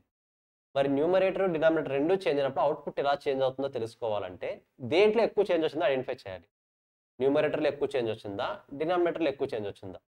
న్యూమరేటర్లో ఎక్కువ చేంజ్ వచ్చింది అంటే అవుట్పుట్ ఏమవుతుంది, ఇంక్రీజ్ అవుతుంది. డినామినేటర్లో ఎక్కువ చేంజ్ వచ్చిందంటే అవుట్పుట్ ఏమవుతుంది, డిక్రీజ్ అవుతుంది. అది కూడా ఒకసారి చూద్దాం. సేమ్ 20/5. లెట్స్ సే న్యూమరేటర్లో 2 యాడ్ చేస్తున్నా, డినామినేటర్లో 4 యాడ్ చేస్తున్నా. నార్మల్గా 20/5 అంటే వాల్యూ ఎంత, 4, రైట్? ఇప్పుడు ఎంత వస్తుంది, 22/9. ఎంత వస్తుంది చూడండి వాల్యూ, 22/9.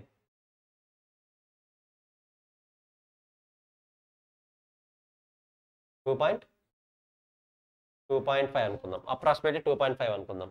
ఒకసారి చూడండి, వెయిట్ పర్లేదు, నో ఇష్యూ, రౌండింగ్ అప్సే కదా, ఏమవుతుంది 2.5.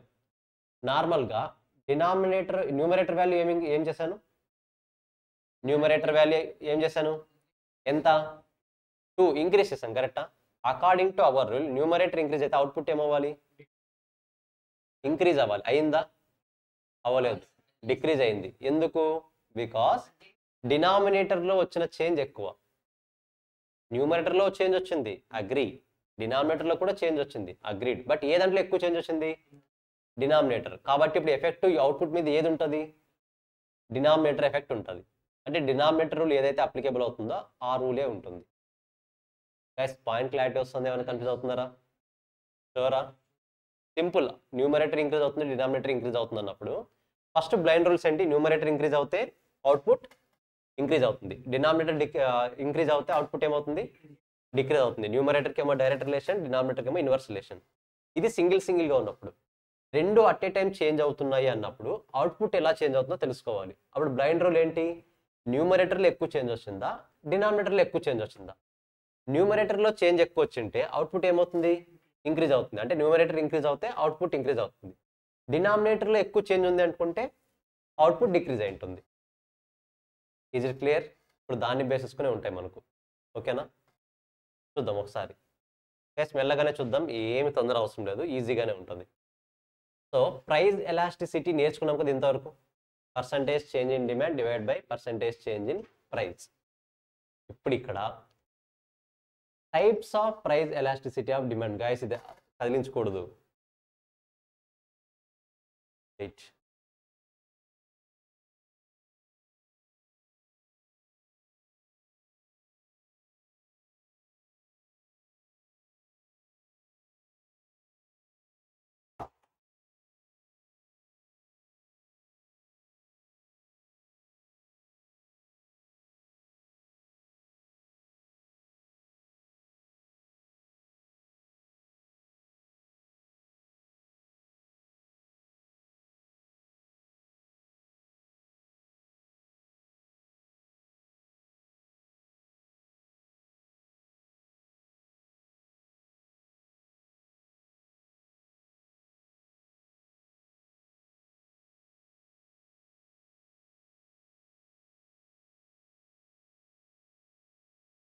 సో ఇందులో టైప్స్ ఉంటాయి కొన్ని, మనకు ప్రైస్ ఎలాస్టిసిటీ ఆఫ్ డిమాండ్లో టైప్స్ ఉంటాయి. మనం నార్మల్గా price elasticity of demand calculate చేసాం కదా, అందులో మనం ఆన్సర్స్ క్యాలిక్యులేట్ చేసిన తర్వాత ఆన్సర్స్ ఎలా రావచ్చు అంటే >1 రావచ్చు, <1 రావచ్చు, =1 రావచ్చు, కొన్నిసార్లు 0 రావచ్చు, కొన్నిసార్లు ఇన్ఫినిటీ కూడా రావచ్చు. 0, ఇన్ఫినిటీ ఎప్పుడు వస్తాయి ఇది ఇంపార్టెంట్. అన్నీ నేర్చుకుందాం ఒకసారి. నేను ఒకే ఒక బేసిక్ క్యాలిక్యులేషన్ తీసుకుంటున్నా. మనకున్న టైప్స్ కూడా ఇవే అక్కడ. 5 టైప్స్ ఉంటాయి. 1, 2, 3, 4, 5. ఫస్ట్ కాన్సెప్ట్ని పక్కన పెట్టేసి మ్యాథమెటికల్గా ఎలా వస్తాయి అనేది ఆలోచిద్దాం ఈరోజు. ఓకేనా? తర్వాత నేను కాన్సెప్ట్ ఎక్స్ప్లెయిన్ చేస్తాను ఎలా అనేది. అది ఒకసారి చూడండి. 4 డివైడ్ బై 2 ఆన్సర్ ఎంత వస్తుంది? Simplest 2, right? నథింగ్ బట్ ఇది గ్రేటర్ దాన్ 1. కరెక్టా? Less than 1. 2 divide by 4 0.5. Less than 1, right? Nothing but less than 1. Next 4 by 4 1 equal to 1. Then ఇది ఎలా వస్తుంది? ఎవరైనా ఒక క్యాలిక్యులేషన్ చెప్పండి. 0/4 షూరా? ఇన్ఫినిటీ కాదా ఇది? 0నేనా? Sure? Next infinity 4/0 is called not defined or infinity అంటాం. కరెక్టా? సో ఈ 2 క్యాలిక్యులేషన్స్ కూడా ఇంపార్టెంట్గా తెలియాలి. ఇప్పుడు మీకు ఈ 2 క్యాలిక్యులేషన్స్ కూడా తెలియాలి. What is the formula for price elasticity of demand? Change in demand by price. అంటే న్యూమరేటర్ ఏంటి? డిమాండ్. డినామినేటర్ ఏంటి? ప్రైస్. ఒకసారి ఇప్పుడు చూడండి, ఇక్కడ ఇది చూడండి. డిమాండ్ ఎంత? 4. ప్రైస్ ఎంత? 2. అంటే చేంజ్ దేంట్లో ఎక్కువ వచ్చింది? న్యూమరేటర్ అంటే ఏది? ఇది ప్రైజా? 4 అనేది ఏంటి? డిమాండ్. 2 అనేది ఏంటి? ప్రైస్. దేంట్లో చేంజ్ ఎక్కువ వచ్చింది? దేంట్లో తక్కువ వచ్చింది? అంటే డిమాండ్లో ఎక్కువ చేంజ్ ఉండి ప్రైస్లో తక్కువ చేంజ్ ఉంటే దాని ఆన్సర్ ఎంత వస్తుంది? ఆల్వేస్ గ్రేటర్ దాన్ 1 వస్తుంది. న్యూమరేటర్ ఎక్కువ చేంజ్, డినామినేటర్ తక్కువ చేంజ్. న్యూమరేటర్ ఎక్కువ చేంజ్, న్యూమరేటర్ ఏది? డిమాండ్. డిమాండ్లో ఎక్కువ చేంజ్ ఉండి percentage change in demand is greater than percentage change in price. దాని ఆన్సర్ ఏమవుతుంది? గ్రేటర్ దాన్ 1 వస్తుంది. ఏంటి సార్ ప్రూఫ్? ఇదే ప్రూఫ్. ఓకేనా? డిమాండ్ ఎక్కువ చేంజ్ వస్తుంది, ప్రైస్ తక్కువ చేంజ్ వస్తుంది. Next 1 less than 1. ఇక్కడ 2 అంటే ఏంటి? ఇప్పుడు డిమాండ్. 4 అంటే ఏంటి? దేంట్లో ఎక్కువ చేంజ్ వచ్చింది? ప్రైస్లో ఎక్కువ చేంజ్ వచ్చింది. ప్రైస్లో ఎక్కువ చేంజ్ వచ్చేసి డిమాండ్లో తక్కువ చేంజ్ వస్తే ఆన్సర్ ఆటోమేటిక్గా ఏమొస్తుంది? లెస్ దాన్ అని వస్తుంది. Nothing but percentage change in demand is less than percentage change in price. అంటే ప్రైస్లో వచ్చిన చేంజ్ కన్నా డిమాండ్లో వచ్చిన చేంజ్ ఎక్కువ తక్కువ? తక్కువ. ప్రైస్లో వచ్చిన చేంజ్ కన్నా డిమాండ్లో వచ్చిన చేంజ్ తక్కువ. నెక్స్ట్ 1 రావాలంటే ఏం చేయాలి? 2 ఈక్వల్ అవ్వాలి. అంటే percentage change in price equal to percentage change in demand. డిమాండ్లో ఎంత చేంజ్ వచ్చిందో ప్రైస్లో కూడా అంతే చేంజ్ వచ్చింది అనుకోండి, 1 అవుతుంది. ఇప్పుడు చూడండి, డిమాండ్ 0, నథింగ్ బట్ డిమాండ్లో చేంజ్ వస్తుందా? రావట్లేదు. డివైడెడ్ బై ప్రైస్లో ఎంత చేంజ్ వస్తుంది? 4. అప్పుడు ఆటోమేటిక్ ఆన్సర్ ఏమవుతుంది? 0. అంటే ప్రైస్ ఎలాస్టిసిటీ అక్కడ 0 అవుతుంది. ప్రైస్ ఎలాస్టిసిటీ ఆఫ్ డిమాండ్ 0 అయింది అంటే దాని ఇంప్లైడ్ మీనింగ్ ఏంటి? డిమాండ్లో ఎలాంటి చేంజ్ లేదు. ఈవెన్ దో ప్రైస్ చేంజ్ అవుతా ఉంది. ప్రైస్ చేంజ్ అయినా సరే డిమాండ్లో ఏమవుతుంది? చేంజ్ రావట్లేదు. Next last 1 4/0. అంటే 0 ఏంటి ఇప్పుడు? ప్రైస్. అంటే ప్రైస్లో చేంజ్ రాకపోతే ప్రైస్ ఎలాస్టిసిటీ డిమాండ్ ఏమవుతుంది? We cannot define or infinity. నేను మార్కెట్స్ కూడా ఎగ్జాంపుల్ చెప్తాను. జస్ట్ ఇప్పుడు క్యాలిక్యులేషన్ కాన్సెప్ట్ మాత్రమే ఇది. ఇప్పుడు దీన్ని మన కాన్సెప్ట్తో కనెక్ట్ చేస్తాను నేను. జస్ట్ ఇది క్యాలిక్యులేషన్ కాన్సెప్ట్ మాత్రమే. ఫస్ట్ ఈ 5 టైప్స్ ఆఫ్ క్యాలిక్యులేషన్స్ ఒకసారి చూసుకోండి. ఏమైనా డౌట్ ఉన్నాయా? Numerator is demand, denominator is price. అదొక్కటే గుర్తుపెట్టుకుని జస్ట్ ఒకసారి అనలైజ్ చేయండి. 5 types. Numerator is demand, denominator is price. నేను చెప్తున్నా ఉన్న డిమాండ్ సప్లై కాన్సెప్ట్ మొత్తంలో కూడా ఇదే కాస్త కన్ఫ్యూజింగ్ టాపిక్. కాబట్టి స్లోగానే వెళ్దాం, ఏం ఇష్యూ లేదు. డౌట్స్ ఏమైనా ఉంటే రైస్ చేయండి, నో ఇష్యూ.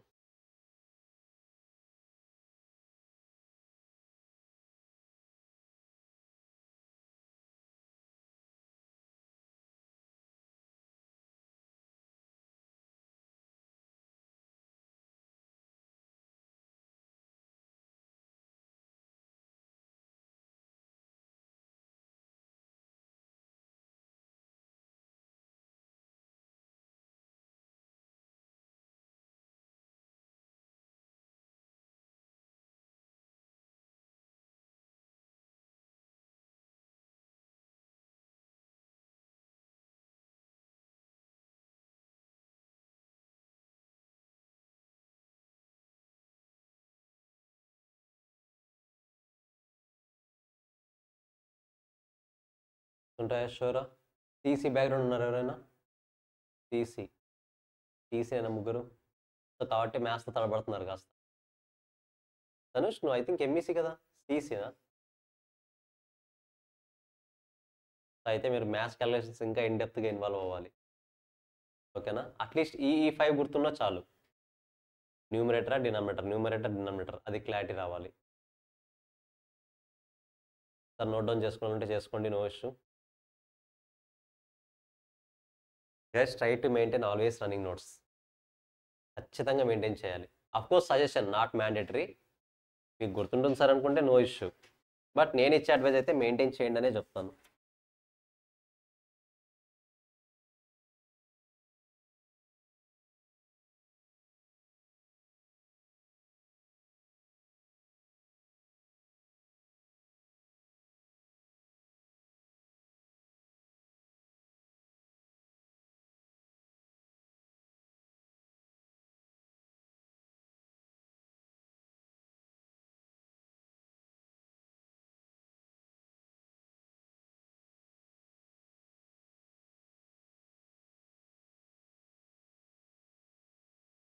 ఐడెంటిఫై చేయగలరా? ఇంకో కొన్ని ఎగ్జాంపుల్స్ తీసుకుందామా? కన్ఫ్యూజన్ ఉందా స్టిల్? గైస్ కన్ఫ్యూజన్ ఉంటే మీరే చెప్పాలి. కన్ఫ్యూజన్ ఉంది సార్ ఈ పర్టికులర్ పాయింట్ అంటే డెఫినెట్గా మీరే రైజ్ చేస్తాం, ఫ్యాకల్టీ ఎక్స్ప్లెయిన్ చేయగలరు ఇంకొకసారి. ఓకేనా? డౌట్ ఉంటే అట్ ఎనీ కాస్ట్ రైజ్ చేయాలి. చూడండి టోటల్గా మనకు 5 టైప్స్ ఉంటాయి ఈ ప్రైస్ ఎలాస్టిసిటీ ఆఫ్ డిమాండ్లో. Guys what is the formula for price elasticity of demand? Change in demand divided by change in price. న్యూమరేటర్లో డిమాండ్, డినామినేటర్లో ప్రైస్. ఓకేనా? నేను ఈ కాన్సెప్ట్ని మాత్రం బాగా నేర్చుకుని ఎందుకు చెప్తానంటే దీన్ని బేస్ చేసుకుని నెక్స్ట్ మనకు ఇన్కమ్ ఎలాస్టిసిటీ ఆఫ్ డిమాండ్ ఉంటుంది. ఇది ప్రైస్ ఎలాస్టిసిటీ ఆఫ్ డిమాండా? Next income elasticity of demand ఉంటుంది. Next price elasticity of supply ఉంటుంది. సార్ అన్ని డిఫరెంట్ కాన్సెప్ట్సా? అస్సలు కాదు, అన్నీ ఒకే కాన్సెప్ట్లే. Price elasticity of demand formula ఏంటి? Change in demand by change in price. కరెక్టా? Income elasticity of demand formula ఏంటి? Change in demand by change in income. చూడండి న్యూమరేటర్లో డిమాండ్, అదర్ థింగ్ డినామినేటర్లో వస్తుంది. ఇక్కడ ప్రైస్ ఎలాస్టిసిటీ ఆఫ్ సప్లై డినామినేటర్లో వస్తుంది, న్యూమరేటర్లో వస్తుంది, ప్రైస్ డినామినేటర్లో వస్తుంది. సింపుల్గా చెప్పాలంటే ఇన్కమ్ ప్రైస్ డినామినేటర్లో వస్తాయి, డిమాండ్ సప్లై న్యూమరేటర్లో వస్తాయి. వాడు ఎంత కన్ఫ్యూజ్ అయినా చేయండి ఫార్ములాస్, ఇది గుర్తుంటే ఈజీనే కదా. అందుకనే మీకు ఫస్ట్ అవన్నీ గుర్తుండాలంటే ఫస్ట్ ఏది గుర్తుండాలి? ప్రైస్ ఎలాస్టిసిటీ ఆఫ్ డిమాండ్ గుర్తుండాలి. అట్లీస్ట్ డిమాండ్ ప్లేస్లో ఏం రావచ్చు? సప్లై రావచ్చు. ప్రైస్ ప్లేస్లో ఏం రావచ్చు? ఇన్కమ్ రావచ్చు. అంతే. ఫార్ములాస్ కన్ఫ్యూజ్ అయ్యే ఛాన్స్ ఉండదు ఇంకా అక్కడ. ఓకేనా? ఇప్పుడు మనం ఇన్డెప్త్గా నేర్చుకునేది ఒక్కటే, ఎగ్జామినేషన్లో ఇవి కూడా అడగవచ్చు. ఓకేనా? అడిగే ఛాన్స్ ఉంది ఎగ్జామినేషన్లో. ఎలాగో మెటీరియల్లో ఉన్నాయి, నేను చూపిస్తాను, అవన్నీ కూడా రిఫర్ చేస్తాను మీరు. బట్ మెయిన్గా మీరు గుర్తుండాల్సింది price elasticity of demand. I hope ఇంటర్లో వచ్చి ఉంటాయని అనుకుంటున్నాను. డెఫినెట్గా ఇవి డెఫినెట్గా వచ్చి ఉంటాయి. కాకపోతే ఇక్కడ ప్రాబ్లమ్స్ కూడా ఇంపార్టెంట్ మనకి. ఓకేనా? చదివేసి పెట్టేసి ఉంటారు కదా బాగా ఇంటర్లో, ఏ పేజ్లో ఏ సైడ్లో ఏది ఉంటుందో కూడా తెలుస్తుంది. అలా చదివి ఉంటారు అక్కడ. లేదా కరోనాలో పాస్ అయ్యారా? చదవలేదా ఫస్ట్ ఇయర్లో? అదే మొత్తాన్ని చదివి ఉంటారు కదా ఎక్కడో ఒకక్కడ. సో గైస్ ఫస్ట్ వన్ చూడండి. ఫస్ట్ నేను ఇది సింపుల్గా తీసుకుంటా. రిలేటివ్లీ ఎలాస్టిక్ డిమాండ్ అంటే మీరు ప్రైస్ ఎలాస్టిసిటీ క్యాలిక్యులేట్ చేస్తారు కదా, value percentage change in demand by percentage change in price calculate చేసిన తర్వాత ఆ వాల్యూ ఈక్వల్ టు 1 వచ్చింది తీసుకుంటా. ఫస్ట్ ఇది తీసుకుంటా, ఈజీగా అర్థమవుతుంది మీకు. Unitary elastic demand. So price elasticity is equal to 1. నేను ఫస్ట్ దాన్ని ఎక్స్ప్లెయిన్ చేస్తాను. చూడండి ఇక్కడ ఈక్వల్ టు 1 రావాలంటే ఫస్ట్ ఏమవ్వాలి? డిమాండ్ ఎంత చేంజ్, ప్రైస్ ఎంత చేంజ్ అవుతుందో డిమాండ్ కూడా అంతే చేంజ్ అవ్వాలి. కరెక్టా? ఈక్వల్ టు 1 రావాలంటే అదే కదా రూల్. ఇది 1 రావాలంటే న్యూమరేటర్ డినామినేటర్ ఏమై ఉండాలి? సేమ్ ఉండాలి. లెట్స్ సే 10 నథింగ్ బట్ ప్రైస్లో ఎంత చేంజ్ వచ్చిందో డిమాండ్లో కూడా అంతే చేంజ్ రావాలి. నాకు ఇంకో సింపుల్ డౌట్ ఉంది, మీరే క్లారిఫై చేయండి. ప్రైస్ని బట్టి డిమాండ్ చేంజ్ అవుతుందా, డిమాండ్ని బట్టి ప్రైస్ చేంజ్ అవుతుంది? ప్రైస్ని బట్టే డిమాండ్ చేంజ్ అవుతుంది. మనం డిమాండ్ని బట్టి ప్రైస్ని గెస్ చేయకూడదు. ప్రైస్ని బేస్ చేసుకుని డిమాండ్ చేంజ్ అవ్వాలి. ఓకేనా? ఇప్పుడు చదవండి. When the proportionate change in demand, wait equal to 1 కదా మనం చూడాల్సింది first. Equal to 1 but 10/10. When proportionate change in demand is equal to proportionate change in price, then it is known as unitary elastic demand. MCQs ఎలా అడుగుతాడు ఇందులో? Unitary elastic demand, then EP equal to 1, less than 1, greater than 1, 0. 4 options ఇస్తాడు. Name ఏం use చేస్తాడు? Unitary elastic. Unitary అంటేనే ఏంటంటే unit 1, ఆటోమేటిక్గా EP equal to 1.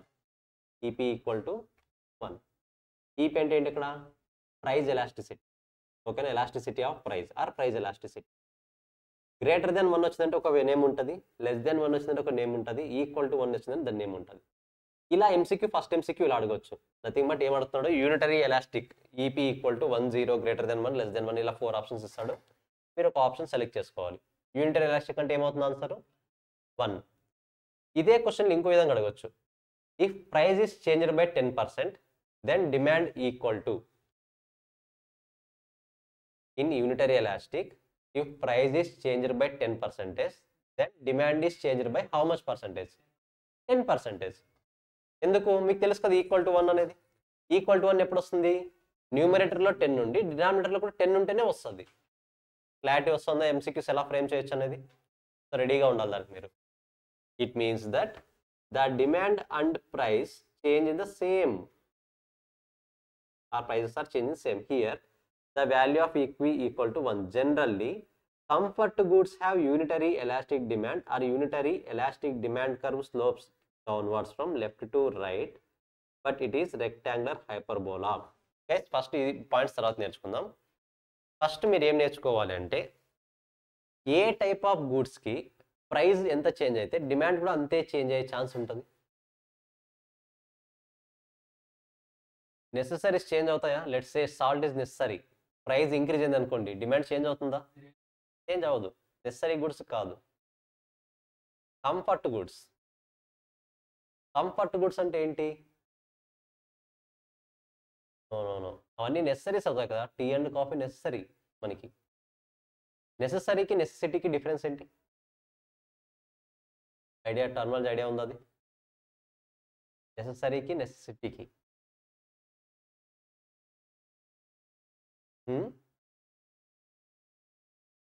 Daily యూస్గా. Necessity means food ఉండాలి నెసెసరీ, క్లాత్ ఉండాలి నెసెసరీ, మొబైల్ ఉండాలి మొబైల్. నువ్వు ఈవెన్ దో మొబైల్ లేకపోయినా డే టు డే వర్క్ చేసుకోవచ్చు. బట్ ఈ రోజు నువ్వు మూవ్ ఆన్ అవ్వాలంటే డెఫినెట్గా నీ దగ్గర ఏముండాలి? మొబైల్ ఉండాలి. అట్లీస్ట్ మనం usable purpose, at least class updates అయినా తెలియాలి కదా. క్లాస్ అప్డేట్స్ తెలియాలంటే ఏం చేయాలి? మొబైల్ ఉండాలి. That is called necessity. So necessity కాస్త లగ్జరీస్ సైడ్ వెళ్తుంది. లగ్జరీస్ అంటే మరీ హై అండ్ లగ్జరీ కాదు, సమ్ ఫినాన్షియల్గా లగ్జరీ సైడ్ వెళ్తుంది నెసెసిటీ. నెసెసరీ మీన్స్ అలా ఉండాలని రూల్ ఏం లేదు, ఈవెన్ ఏ ప్రొడక్ట్స్ అయినా అవ్వచ్చు అవి. ఓకేనా? సరే, నెసెసిటీ తర్వాత నేర్చుకుందాం. కంఫర్ట్ గుడ్స్ అంటే ఏవి? Comfort goods no, luxury goods price ఎక్కువైతే డిమాండ్ ఏమవుతుంది? కార్ది చెప్పుకున్నాం కదా, కారు 10 lakhs ఒకటి ఉంది, 12 lakhs ఒకటి ఉంది. ఏ కార్ కొంటారు ఇప్పుడు?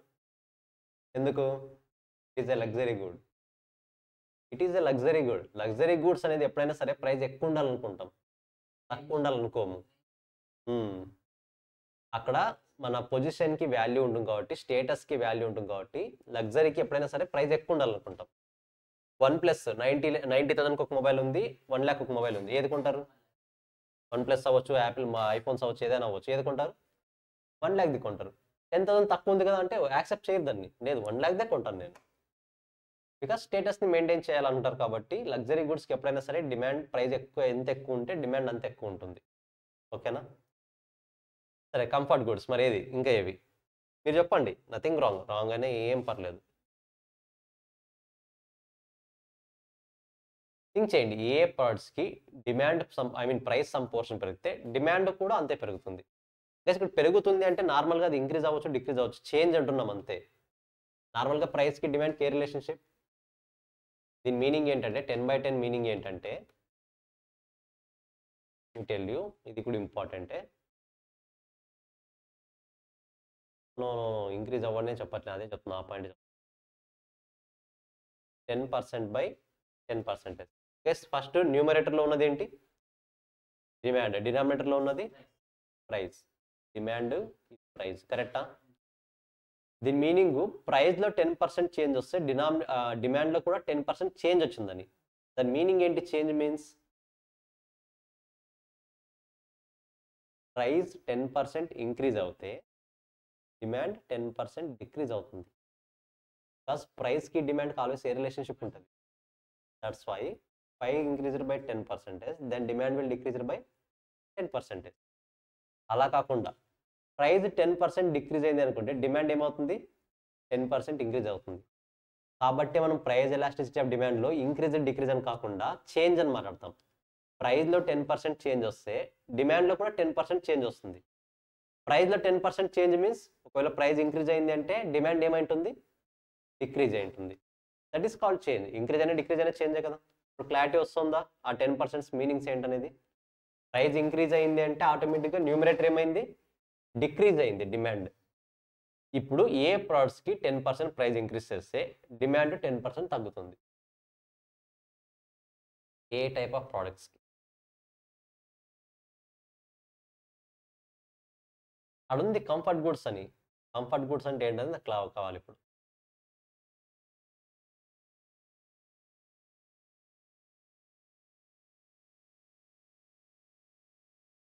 తీస్తున్నావా?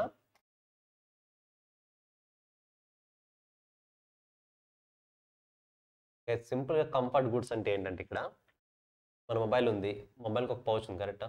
Back cover. Mobile back cover ఉంటేనే వర్క్ అవుతుందా? మరి ఎందుకు యూజ్ చేస్తాం?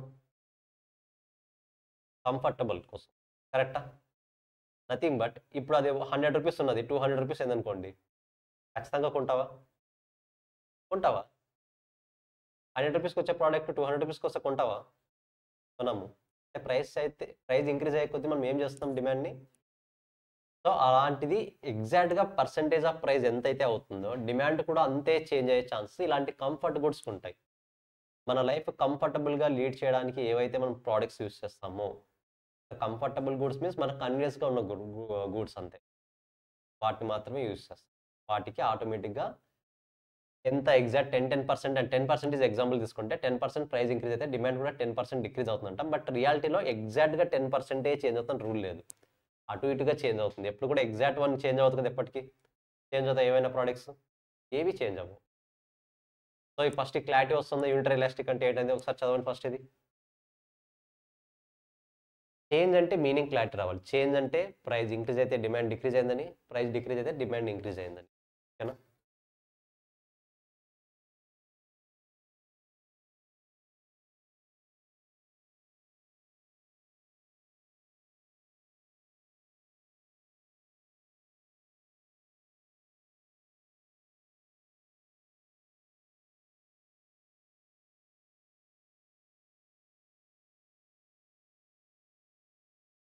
సర్వేస్ చేయండి. ఈవినింగ్ క్లాస్ అందరితో క్యాలిక్యులేటర్స్ ఉండాలి. ఈరోజు M+M- మీద సపరేట్ క్లాస్ ఉంది. సో అట్ ఎనీ కాస్ట్ ఈరోజు క్యాలిక్యులేటర్స్ ఉండాలి, ఓకేనా? లేకపోయినా సరే, ఈ రోజుకి ప్రజెంట్ లేకపోయినా సరే టెంపరీగా ఫ్రెండ్స్ యూజ్ చేసుకుంటే అదర్ క్లాస్ వాళ్ళు ఉన్నారు కదా, ధనుష్ చెప్పండి తెచ్చిస్తాడు ఉన్నారు ఫ్రెండ్స్. సో టుమారో నుంచి మీ క్లాసెస్ మీరు ఫాలో అవ్వాలి, ఓకేనా? ఒకవేళ మీరు తీసుకురాకపోయింటే.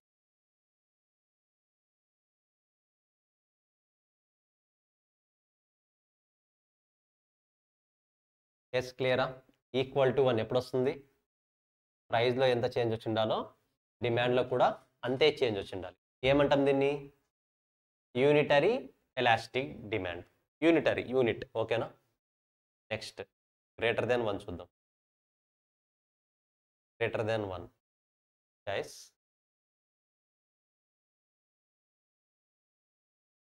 ఇది గ్రేటర్ దాన్ 1 రావాలంటే న్యూమరేటర్ ఎంత ఉండాలి, డినామినేటర్ ఎంత ఉండాలి? అంటే న్యూమరేటర్ ఎక్కువ ఉండాలా, డినామినేటర్ ఎక్కువ ఉండాలా? న్యూమరేటర్ ఎక్కువ ఉండాలి. Let's say 5. డినామినేటర్ ఇప్పుడు ఆటోమేటిక్గా 5 కన్నా ఎక్కువ ఉండాలి, తక్కువ ఉండాలా? తక్కువ ఉండాలి. ఆటోమేటిక్గా ఆన్సర్ గ్రేటర్ దాన్ 1 వస్తుందా? Yes yes yes. Let me explain. So 5/4 వేస్తే మాత్రమే గ్రేటర్ దాన్ 1 వస్తుంది. కరెక్టా? 5 ఏంటి? డిమాండ్. నథింగ్ బట్ డిమాండ్లో ఎక్కువ చేంజ్ ఉంది, ప్రైస్లో తక్కువ చేంజ్ ఉంది. చేంజ్ అంటే అక్కడ డైరెక్షన్ సేమ్ వేసాను చూడండి. ప్రైస్లో తక్కువ చేంజ్ వచ్చింటే డిమాండ్లో ఎక్కువ చేంజ్ వస్తుంది. అంటే ప్రైస్ కొద్దిగా డిక్రీజ్ అయినా సరే డిమాండ్ ఎక్కువ ఇంక్రీజ్ అవుతుంది. ప్రైస్ కొద్దిగా ఇంక్రీజ్ అయినా సరే డిమాండ్ ఎక్కువ పడిపోతుంది. ఈ type of situation. Yes, price కొద్దిగా ఇంక్రీజ్ అయినా సరే డిమాండ్ అనేది ఎక్కువ పడిపోతుంది. ఈ టైప్ ఆఫ్ సిచ్యువేషన్ ఎక్కడ వస్తుందో చూడాలి. చూద్దాం ఒకసారి. సో రిలేటివ్లీ ఎలాస్టిక్ డిమాండ్ అంటాం. రిలేటివ్లీ అనే వర్డ్ యూస్ చేస్తామంటే గ్రేటర్ దాన్ 1 ఉన్నట్టు. రిలేటివ్లీ అనే వర్డ్ యూస్ చేస్తామంటే అది గ్రేటర్ దాన్ 1 అవ్వచ్చు, లెస్ దాన్ 1 అవ్వచ్చు. మీకు తెలుస్తుంది ఇప్పుడు క్లారిఫికేషన్, మీ బైఫర్కేషన్స్ చేసే కొద్దీ తెలుస్తుంది. When proportionate change in demand is more than proportionate change in price. Guys చూడండి, ఇక్కడ change in demand is more than change in price. అంటే ప్రైస్లో ఎక్కువ చేంజ్ ఉందా, డిమాండ్లో ఎక్కువ చేంజ్ ఉందా? డిమాండ్లో ఎక్కువ చేంజ్. దేనికన్నా? ప్రైస్ కన్నా. ప్రైస్లో చేంజ్ వచ్చింది, ఆ ప్రైస్లో వచ్చిన చేంజ్ కన్నా డిమాండ్లో వచ్చిన చేంజ్ ఎక్కువ ఉంది. Then it is known as relatively elastic demand. It means little change in price leads to more change in demand. ప్రైస్లో చిన్న చేంజ్ వస్తే డిమాండ్లో ఎక్కువ చేంజ్ వస్తుంది. For example, in case of luxury goods the value of EP is greater than 1. The demand curve in this case slope left to right, downwards left to right. Means luxury goods. Luxury goods నార్మల్గా చూడండి. Let's say ఇప్పుడు Apple phone 1 lakh ఉంది. జనరల్గా 1 lakh ఉంది అనుకుందాం. ఏదైనా ఒక iPhone model 1 lakh ఉంది అనుకుందాం. అది 95,000 తగ్గింది. అంటే 95,000కి వచ్చింది వాల్యూ. డిమాండ్ పెరుగుతుందా తగ్గుతుందా? అంటే ఎక్కువ కొంటారా తక్కువ కొంటారా? ఇప్పుడు ఎక్కువ కొంటారు. ప్రైస్ తగ్గిందేమో 5,000, బట్ కొనేవాళ్ళు ఏమవుతారు? ఎక్కువ కొంటారు. అంటే చేంజ్, ప్రైస్లో వచ్చిన చేంజ్ కన్నా డిమాండ్లో వచ్చిన చేంజ్ ఎలా ఉంటుంది? ఎక్కువ ఉంటుంది. ఒకవేళ ప్రైస్ ఇంక్రీజ్ అయింది అనుకుందాం. 1 lakh ఉంది, 1,10,000 అయింది. ఇప్పుడు ఎక్కువ కొంటారా? మళ్ళీ తగ్గిపోతారు కొనేవాళ్ళు. ఎలా తగ్గిపోతారు? ప్రైస్లో వచ్చిన చేంజ్ కన్నా ఎక్కువ తగ్గిపోతుంది demand. That is called relatively elastic demand. That's why it is always greater than 1. MCQ greater than 1 అని ఇచ్చాడు. ఏ ఎలాస్టిక్ అని అడుగుతాడు? ఏ elastic? Relatively elastic.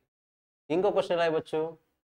In case of relatively elastic demand, percentage change in price dash of percentage change in demand.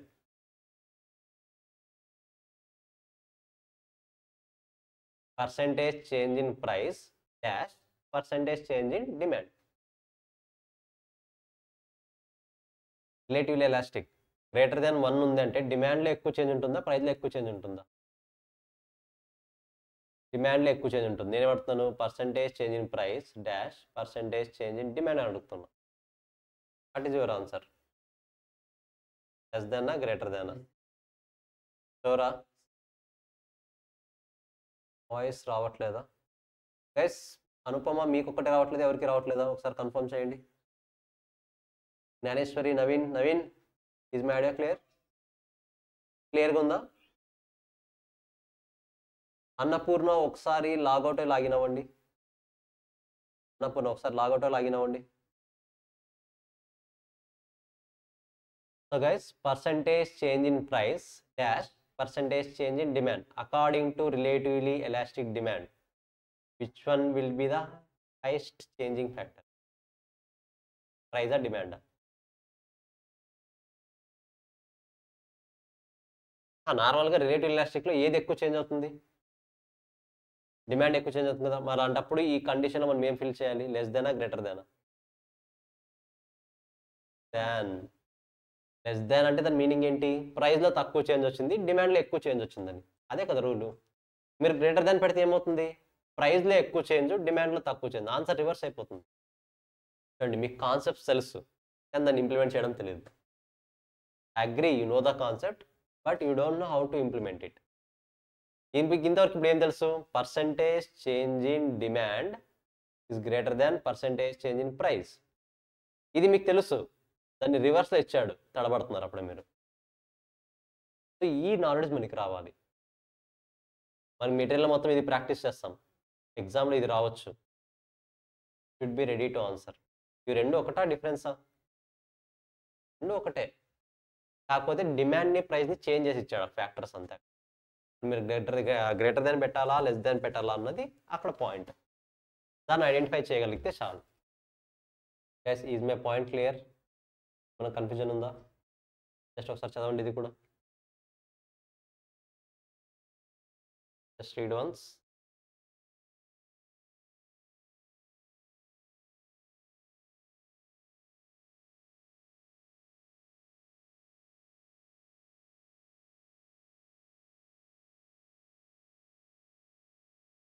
Yes, Annapurna, is it clear now?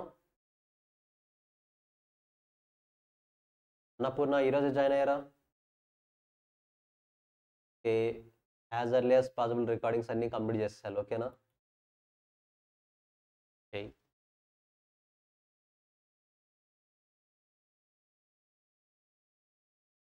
Yes, revise చేయండి ఒకసారి త్వరగా. Examples అన్ని మైండ్లో ఉండిపోవాలి అలాగే. ఎస్, ట్రస్ట్ మీ, ఫౌండేషన్లో కాన్సెప్ట్ని గుర్తుపెట్టుకోవడం కన్నా ఎగ్జాంపుల్ని గుర్తుపెట్టుకోండి. ఎగ్జాంపుల్ నుంచి ఒక కంక్లూజన్ వస్తుంది, ఆ కంక్లూజనే కాన్సెప్ట్ అవుతుంది. మీరు ఎకనామిక్స్లో రాయాల్సింది ఏమీ లేదు, ఓన్లీ ఎంసీక్యూసే. కాబట్టి మీరు ఏవి చదవాల్సిన అవసరం లేదు స్పెసిఫిక్గా. ఆ థీరీలు మీరు బైహాడ్ చేయాల్సిన అవసరం కూడా లేదు. ఫస్ట్ ఆఫ్ ఆల్ బైహాడ్ అనే కాన్సెప్ట్ ఇక్కడ వర్కౌట్ అవ్వదు. ఎంత ఉన్నా కాన్సెప్ట్ క్లారిటీ ఉండాలి. కాన్సెప్ట్ క్లారిటీ ఉండాలంటే ఎగ్జాంపుల్ క్లియర్గా తెలుసు. ఎగ్జాంపుల్ గుర్తుపెట్టుకుంటే కాన్సెప్ట్ ఆటోమేటిక్గా వస్తుంది. కాన్సెప్ట్ వస్తే ఎంసీక్యూ ఆటోమేటిక్గా వస్తుంది. లెస్ దెన్ 1 ఇంకా చేయలేదు, చేద్దాం. ఓన్లీ గ్రేటర్ దెన్ 1 చేయండి. ఈక్వల్ టు 1 చేసాం, గ్రేటర్ దెన్ 1 చేసాం, ఇంకా లెస్ దెన్ 1 చేయలేదు. మనం చేయాలి. ఈక్వల్ టు 1 డయాగ్రామ్స్ ఇప్పుడు వద్దు, నేను డయాగ్రామ్స్ ఎక్స్ప్లెయిన్ చేస్తాను. చార్ట్స్ ఇప్పుడు వద్దు. Equal to 1. ఓకే, ఈ గ్రాఫ్, ఇది graph name is called rectangular hyperbola. ఇక్కడ ఉంది, నేను అందుకే గ్రాఫ్స్ అన్ని ఒకసారి ఏమన్నాడు దానికి. Slope left to right downwards అన్నాడు కదా. Slope downwards from left to right. నేను ఎక్స్ప్లెయిన్ చేస్తాను, don't worry. First concept analyse చేయండి, అన్నీ ఒకేసారి వద్దు, 1 by 1 నేర్చుకుందాం. ఫస్ట్ కాన్సెప్ట్స్ నేర్చుకుందాం, దాని తర్వాత గ్రాఫ్స్ అన్నీ ఒకేసారి అట్ ఏ టైం చూద్దాం, క్లారిటీ వస్తుంది. ఓకేనా? ఫస్ట్ సర్వేస్ చేయండి ఒకసారి.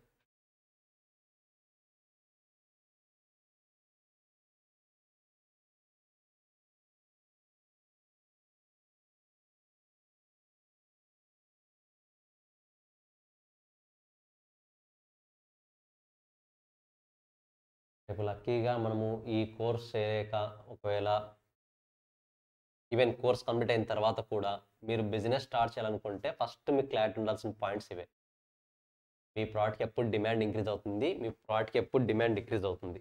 ఆ కాన్సెప్ట్స్ తెలియకుండా మీరు బిజినెస్లోకి ఎంటర్ అయ్యారా, అల్టిమేట్లీ అటర్ ఫ్లాప్ అవుతారు. మీకు ఆల్రెడీ మీ ఫాదర్ బిజినెస్, మీ ఫ్యామిలీ బిజినెస్లో ఉంటే రన్ చేయడం క్లారిటీ ఉంటుంది, కానీ కొత్తగా మీరే స్టార్ట్ చేయాలన్నప్పుడు ఖచ్చితంగా డిమాండ్ ఫ్యాక్టర్, సప్లై ఫ్యాక్టర్ తెలియకుండా మీరు మార్కెట్లోకి ఎంటర్ అవ్వకూడదు. ఎందుకంటే దానికి కొనేవాళ్ళు ఉన్నారో లేదో చూడాలి, కొంటే ఎంతమంది ఇంట్రెస్టెడ్ ఉన్నారో చూడాలి. ఒకసారి కస్టమర్ కొంటే మరి ఎప్పుడు నా ప్రోడక్ట్ని తిరిగి కొంటాడో చూడాలి. ఇలాంటివన్నీ ఆలోచించాలి. అదర్వైజ్ డెఫినెట్గా అది సర్వే అవ్వదు బిజినెస్. మీరు ఒకవేళ బిజినెస్లోకి ఎంటర్ అయితే మీరు సేల్ చేసే ప్రోడక్ట్ ఎలా ఉండాలి? రీయూజబుల్ ప్రోడక్ట్ అయి ఉండాలా, 1 time యూజబుల్ ప్రోడక్ట్ అయి ఉండాలి. రీయూజబుల్ అయిందనుకోండి, ఒకవేళ ఈరోజు నా దగ్గర ప్రోడక్ట్ నువ్వు కొంటావు, దాన్ని రీయూజ్ చేసుకోవచ్చు కదా, ఇంకా నా దగ్గరకు వస్తావా, నా బిజినెస్ ఏమవుతుంది? సో బిజినెస్లో త్వరగా సక్సెస్ అవ్వాలన్నా, లాంగ్ లాస్టింగ్ ఉండాలన్నా సరే, డెఫినెట్గా లాంగ్ టైం ఉండాలన్నా సరే, ఫస్ట్ మన products A type of products మనం డిసైడ్ అవ్వాలి. రీయూజబుల్ ప్రోడక్టా, 1 time యూజబుల్ ప్రోడక్ట్సా, ఒకసారి కొంటే లైఫ్ లాంగ్ యూజ్ చేయని ప్రోడక్ట్సా, అన్నీ కూడా థింక్ చేయాలి మనం. అప్పుడు మాత్రమే ఆ బిజినెస్ అనేది ప్రాపర్ వేలో. ఓకేనా?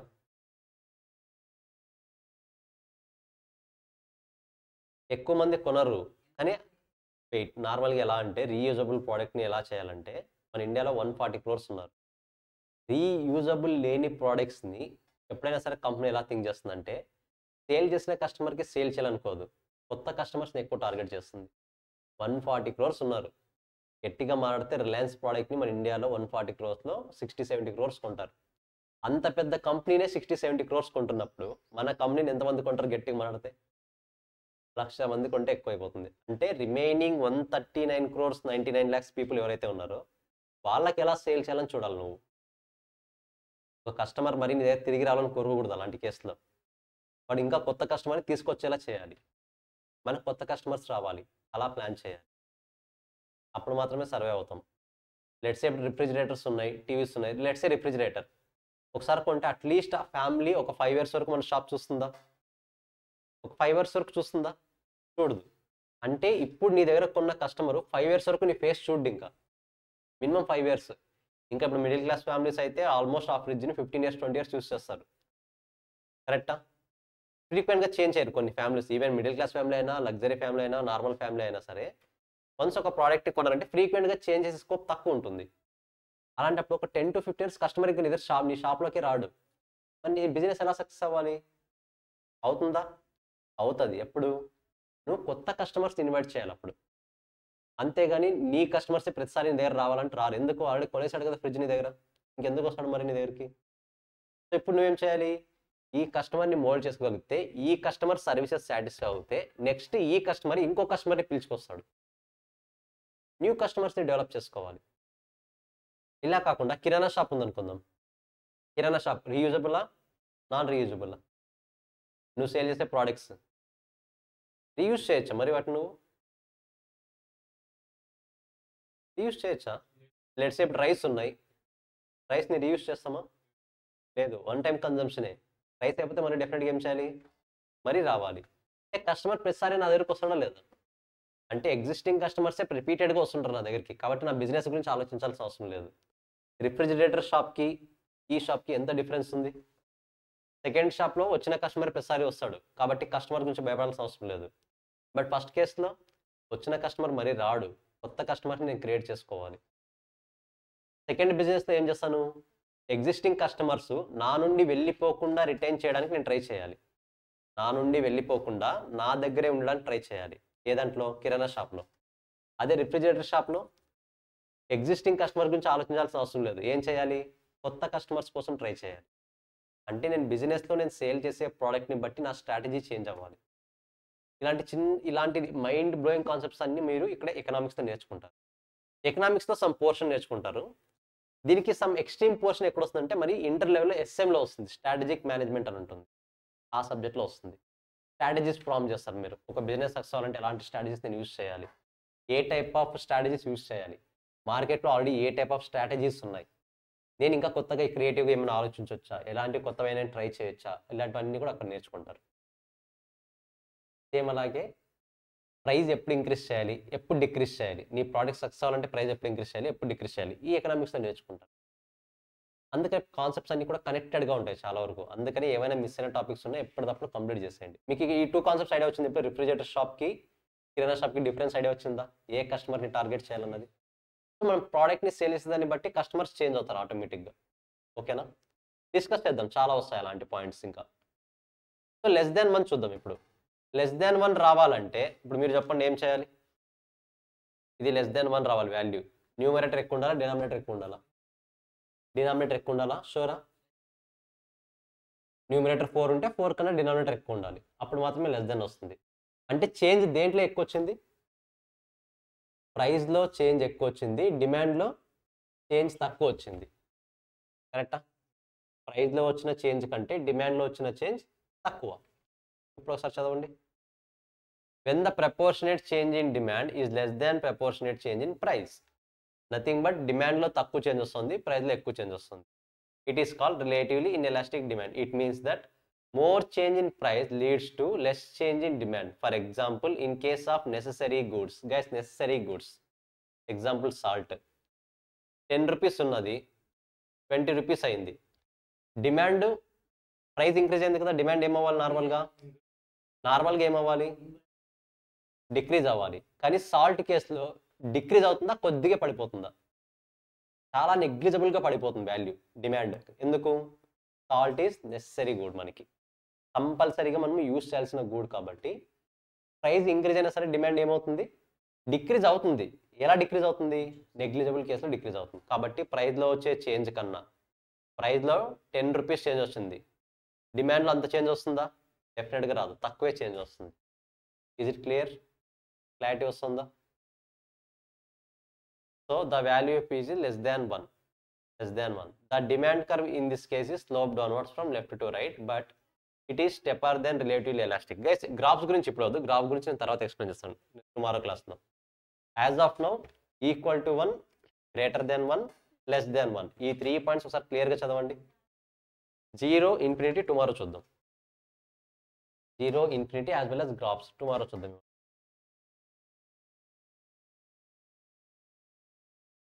రెండు ఒకటే ఎలా ఉంది? గ్రేటర్ దెన్ 1లో ఏది ఎక్కువ చేంజ్ వస్తుంది? లెస్ దెన్ 1లో ఏది ఎక్కువ చేంజ్ వస్తుంది? అదే కదా చేంజ్. గ్రేటర్ దెన్ 1లో డిమాండ్ ఎక్కువ చేంజ్ వస్తుంది, లెస్ దెన్ 1లో ప్రైస్ ఎక్కువ చేంజ్ వస్తుంది. గ్రేటర్ దెన్ 1 వస్తుంది, దాన్ని ఏమంటాం? మర్చిపోయారు అప్పుడే. Unitary equal to 1. Greater than 1 చెప్పాలి. Relatively elastic. Less than 1 relatively inelastic. ఓకేనా? 3 నేమ్స్ గుర్తుండాలి. గ్రేటర్ దాన్ 1 వస్తే రిలేటివ్లీ ఎలాస్టిక్, లెస్ దాన్ 1 వస్తే రిలేటివ్లీ ఇన్ఎలాస్టిక్, ఈక్వల్ టు 1 వస్తే యూనిటరీ ఎలాస్టిక్. ఓకేనా? వాడు నీకు నేమ్ యూజ్ చేసినా సరే రిలేటివ్లీ ఇన్ఎలాస్టిక్ అనే నేమ్ యూజ్ చేస్తాడంటే ఆటోమేటిక్ మీకు థాట్ వచ్చేసాయి price elasticity of demand always less than 1 వస్తుందని. లెస్ దాన్ 1 వస్తుందంటే దాని మీనింగ్ ఏంటి? డిమాండ్లో తక్కువ చేంజ్ వస్తుంది, ప్రైస్లో ఎక్కువ చేంజ్ వస్తుంది. ఎన్ని కాన్సెప్ట్స్ కనెక్ట్ అవుతున్నాయి చూడండి. సో టుమారో మొత్తం కూడా నేను ఇదే క్లాస్ చెప్తాను ఇంకొకసారి. ఓకేనా? ఇదే కాన్సెప్ట్ని డిఫరెంట్ వేలో ఇంకా కంటెంట్ ప్రజెంట్ చేయడానికి ట్రై చేద్దాం. బట్ టుమారో వరకు ఫస్ట్ ఈ 3 కాన్సెప్ట్స్ మీకు క్లియర్గా ఉండాలి. లెస్ దెన్ 1 ఎప్పుడు వస్తుంది, గ్రేటర్ దెన్ 1 ఎప్పుడు వస్తుంది, ఈక్వల్ టు 1 ఎప్పుడు వస్తుంది, క్లారిటీ ఉండాలి. ఓకేనా? క్లోజ్ చేయొచ్చా? ఏమైనా డౌట్స్ నాకు 2 minutes వెయిట్ చేస్తాను, చూసుకోండి ఒకసారి. ఈవినింగ్ క్లాస్లో డెఫినెట్గా క్యాలిక్యులేటర్స్ ఉండాలి. ఓకేనా?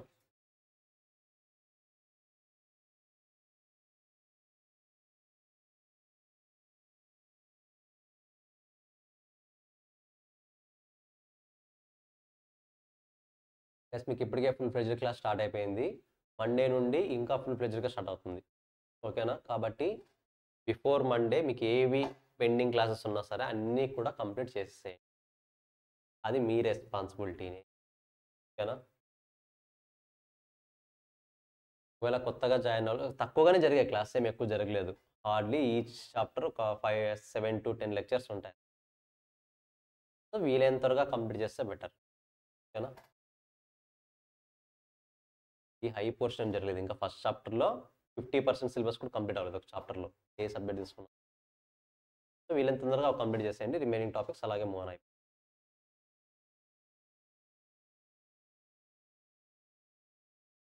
ఇది నేమేమో మాధవ్ కదా మీది?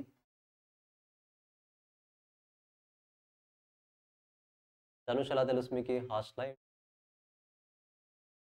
ఆన్లైన్లో కూడా పర్సెంట్ చేసుకున్నాం.